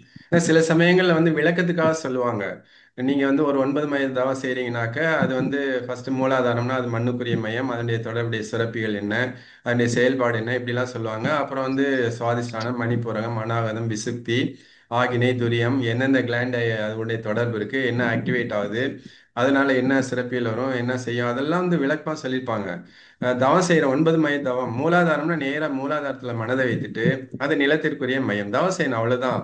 அங்க பால் சுரப்பி இருக்கு, அது இதை சுரக்கும், அது சுரக்கும், அது அப்படி பண்ணும் இப்படி பண்ணும், இந்த இது எல்லாமே வந்து நம்ம மனசுக்குள்ள வச்சுக்கணும் அவசியம் கிடையாது. Once we are doing meditation, எந்த இடத்த நம்ம ஃபோக்கஸ் பண்ணுமோ அங்க கவனத்தை வச்சா போதும். மூலாதாரம்னா மண்ணுக்குரிய மையம், அங்க மனசை வச்சு தவம் பண்ணணும், அவ்வளவுதான். அதே மாதிரி சுவாதிஷ்டானம், மணிப்பூரம்னா தொப்புள் பகுதியில் மனசை வச்சுக்கணும், அவ்வளவுதான். அங்க வந்து என்ன கிளாண்ட் இருக்கு, அது என்ன, அதெல்லாம் வேணும். அதே மாதிரி அநாகதம், அநாகதம்னா இங்க இதுல ஹார்ட் ஆகுது இது, அங்க அதே மாதிரி ஆகினை துரியம் எதுவானாலும் அங்க மனதை வச்சா போதும். மற்றபடி உங்களுக்கு அவங்க சொன்ன ஒரு விளக்கங்கள் நினைவுக்கு வருதுன்னா அது வந்து ஒரு தப்பு கிடையாது. பட் அது இல்லாத நிலைக்கு போகும்போது தான் தவம் சிறப்பாக. நம்ம அந்த விளக்கங்கள் வர்ணனைகள் தேவையில்லைன்னு சொல்ல வரேன். அந்த வர்ணனைகள்லாம் நம்ம அந்த நேரத்துல கொண்டு வரணும்னு தேவையில்லை. அதை கேட்டுக்குவோம், புரிஞ்சுக்குவோம். ரைட், நான் 9 மைய தவம் செய்தா என்னென்ன மையத்துல தவம் செய்றேன், அதனுடைய என்னென்ன சிறப்பியல் தொடர்புல இருக்கு, அதனால என்னென்ன நன்மைகள் உடலுக்கு கிடைக்குது, இதெல்லாம் தெரிஞ்சுக்கலாம். விளக்கம், தவத்தினுடைய விளக்கம். தவம் செய்யும் போது எந்த தவம் செய்தாலும் அந்த அங்கதான் மனதை வந்து நிறுத்தி இருக்கணும். அவ்வளவுதான். ஆகினா ஆகினியில வந்து புருவ மத்தியில மைண்டை ஃபோக்கஸ் பண்ணி தவம் செய்யணும். துரியம்னா தலை உச்சியில தவம் செய்யணும். அவ்வளவுதான். ஆனா நன்றி ஐயா. தவத்துல நீங்க என்ன பண்ணீங்கன்னா அந்த ஒன்னொன்னோடு தொடர்புல இருக்கணும். அந்த நிலம், நீர், நெருப்பு, காற்று, விண், அதுக்கப்புறம் அந்த சூரியன், புதன் ஆரம்பிச்சு நம்ம ராகு கேது வந்து அப்புறம் பிரபஞ்சம் போய் சுத்தவெளி. சரிங்களா? ரைட். வாழ்க வளமுடன். வாழ்க வளமுடன் ஐயா. நன்றி ஐயா. வாழ்க வளமுடன்மா, மிக்க நன்றி. அடுத்த நண்பராக மோட்டோ ஜி 5450 உங்க பேர் சொல்லிட்டு பேசலாம். உங்களுக்கு அன்மியூட் கொடுத்தாச்சு. Moto G. வணக்கம் ஐயா, வாழ்க வளமுடன். உங்களோட வார்த்தைகள் ரொம்ப பொறுமையா, உங்க வார்த்தைகள் ரொம்ப பொறுமையா தெளிவா எங்க செவிக்கு கேட்கிற அளவுக்கு நீங்க சொன்னீங்க. நன்றி ஐயா. ஐயா, கண்களுக்கு அழகு அணிகலன், அத இன்னொரு சொல்லுங்க ஐயா. அதான் கண்களுக்கு அணிகலன் கருணை, காதுக்கு அணிகலன் நல்ல கேள்வி, கரங்களுக்கு அணிகலன் நல்ல தான தர்மம் செய்யறது. அது மாதிரி மனதுக்கு அணிகலன் தியானம். மனதுக்கு வந்து ஒரு ஆர்னமெண்ட், உடல்ல ஆர்னமெண்ட் போட்டுக்கிறோம் இல்லைங்களா? கழுத்துல நகை போடுறோம், காதுல ஏதாவது ஆர்னமெண்ட் போட்டுக்கிறோம். அப்ப மனதுக்கு என்ன ஆர்னமெண்ட்னா அதுதான் தியானம்னு சொல்லி ஒரு தமிழ் பாடல். அது எனக்கு கிடைச்சது. அது எழுதினது யாருன்னு பேர் தெரியல, பட் அந்த பாடலை எடுத்து வச்சிருந்தேன். அது மாதிரி மனதுக்கு ஒரு அணிகலன் அப்படின்னு சொல்லும்போது அதுதான் தியானம். அதை செய்யும்போது அதுதான் மனதுக்கான ஒரு அணிகலன், ஆர்னமெண்ட். அப்ப கண்ணுன்னு இருந்தா அது நம்ம கண்கள்ல கருணை இருக்கணும், காதுல இருந்தா நல்ல விஷயங்களை கேட்கணும், இருந்தா உண்மையை பேசணும், சத்தியத்தை உண்மையை சொல்லணும். நம்ம கரங்கள்னு இருந்தனா அது வந்து நம்ம பிறருக்கு உதவி செய்யணும், தான தர்மம் செய்யணும். அது மாதிரி மனசுன்னு இருந்தா அதுக்கு வந்து நம்ம தியானம் செய்து அதை வந்து நம்ம பண்படுத்தணும், பக்குவப்படுத்தணும், அதை நல்ல முறையில வச்சுக்கணும். அதான். சரி ஐயா, உங்க ஸ்பீச் கேட்கணும் மறுபடியும். எப்படி ஐயா, நடுவுல விருந்தாளி வந்துட்டாங்க, எப்படிங்க ஐயா? இல்ல இதுல வந்துருங்கம்மா, யூடியூப்ல வரும். நீங்க யூடியூப் சேனல்ல பாத்தீங்கன்னா மேபி நாளைக்கு உங்களுக்கு நாளையில இருந்து கிடைக்க ஆரம்பிச்சோம். டுமாரோ. ஐயா என்ன ஐயா போன யூடியூப்ல நீங்க ஸ்கை யோகா டிவின்னு போட்டீங்கனாலே வரும். இல்ல பொதுவா யூடியூப்ல போயிட்டு நீங்க ஸ்கை யோகான்னு போட்டாலே நம்ம மனவளக்கலை பேராசிரியர் ஸ்பீச் எல்லாம் அதுலயே வந்துடும். ஓ அப்படிங்களா? சரிங்க ஐயா, ரொம்ப நன்றிங்க ஐயா. வாழ்க வளமுடன். வாழ்க வளம். வாழ்க வளமுடன்மா, மிக்க நன்றி. அடுத்த அன்பராக கேலக்ஸி M14 உங்க பேர் சொல்லிட்டு பேசலாம். கேலக்ஸி. அடுத்த அன்பராக சுசீலாமா, நீங்க பேசலாமா? உங்களுக்கு அன்மியூட் கொடுத்தாச்சு. ஐயா வாழ்க வளமுடன் ஐயா. வாழ்க வளமுடன், சொல்லுமா. இது தீப பயிற்சி மார்னிங் 7 to 7:30 வரைக்குள்ளே செய்யலாம் இல்லையா? தீப பயிற்சி செய்யறதுக்கு நேரம்னு பாத்தீங்கன்னா காலைல நீங்க 4 மணிலே ஆரம்பிக்கலாம். காலை 4ல இருந்து மேக்ஸிமம் 9 மணி வரைக்குள்ள செய்யலாம் நீங்க. ஆனா எவ்வளவு ஏர்லியரா செய்யறோமோ அவ்வளவு சிறப்பு. ஓ 7 to 7:30 செய்யலாமா? செய்யலாம், தாராளமா செய்யலாம், தப்பு கிடையாது. ஆனா அளவு கம்மி தான், அதனுடைய எஃபெக்ட் கம்மியா தான் கிடைக்கும். எஃபெக்ட் கொஞ்சம் ஒன்றும் பிரச்சனை இல்லை, நீங்க செய்யலாம். 9 மணி வரைக்கும் நமக்கு இதுல கொடுத்துருக்காங்க பயிற்சி புக்லயே. அதனால நீங்க வந்து 4 to 9 மணி வரைக்கும் செய்யலாம். உங்களால முடிஞ்சா ஏர்லியரா செய்யுங்க, 5:30 மணி 6 மணி 6 மணி. சரி, உங்களுக்கு வேலைகள் இருக்கு, மற்ற நீங்க ஆக்குபைடா இருக்கீங்கன்னா 7 to 8க்குள்ள செய்யறதும் நல்லது, ஒன்றும் தப்பு கிடையாது. வாழ்க்கை எவ்வளவு ஏர்லியரா செஞ்சீங்கன்னா பலன் அதிகமா இருக்கும். கொஞ்சம் எந்த அளவுக்கு நம்ம லேட்டா வரோமோ அந்த அளவுக்கு சற்று குறைவா, வேற ஒன்றும் இல்லை. ஏன்னா நம்ம வந்து எல்லாரும் எழுந்து இயங்க ஆரம்பிச்சிட்டாங்க, வேலை செய்யாம எண்ணங்கள்லாம் வான்காந்தத்துக்கு போக ஆரம்பிக்கும். இப்போ ஏழியரா செய்யும்போது ரொம்ப குறைவானவங்க தான் எழுந்திருப்பாங்க, வான்காந்தம் நல்ல தூய்மையா இருக்கும், கிடைக்கக்கூடிய ஆற்றலும் அந்த வான்காந்த ஆற்றலும் தூய்மையா இருக்கும். அதான் தத்துவம், வேற ஒன்றும் இல்லை. சரிங்க, வாழ்க வளமுடன். வாழ்க வளமுடன். நன்றிங்க. மிக்க நன்றி ஐயா. நிறைவு பண்ணிக்கலாமா? நிறைவு செய்து கொள்ளலாம். நன்றி. வாழ்க வளமுடன். சிறப்பாக தொகுத்து வழங்கிய உங்களுக்கு நன்றி, வாழ்த்துக்கள். வாழ்க வளமுடன். வாழ்க வளமுடையா. நம் கடமை அறவாழ்வின் நாட்டத்தே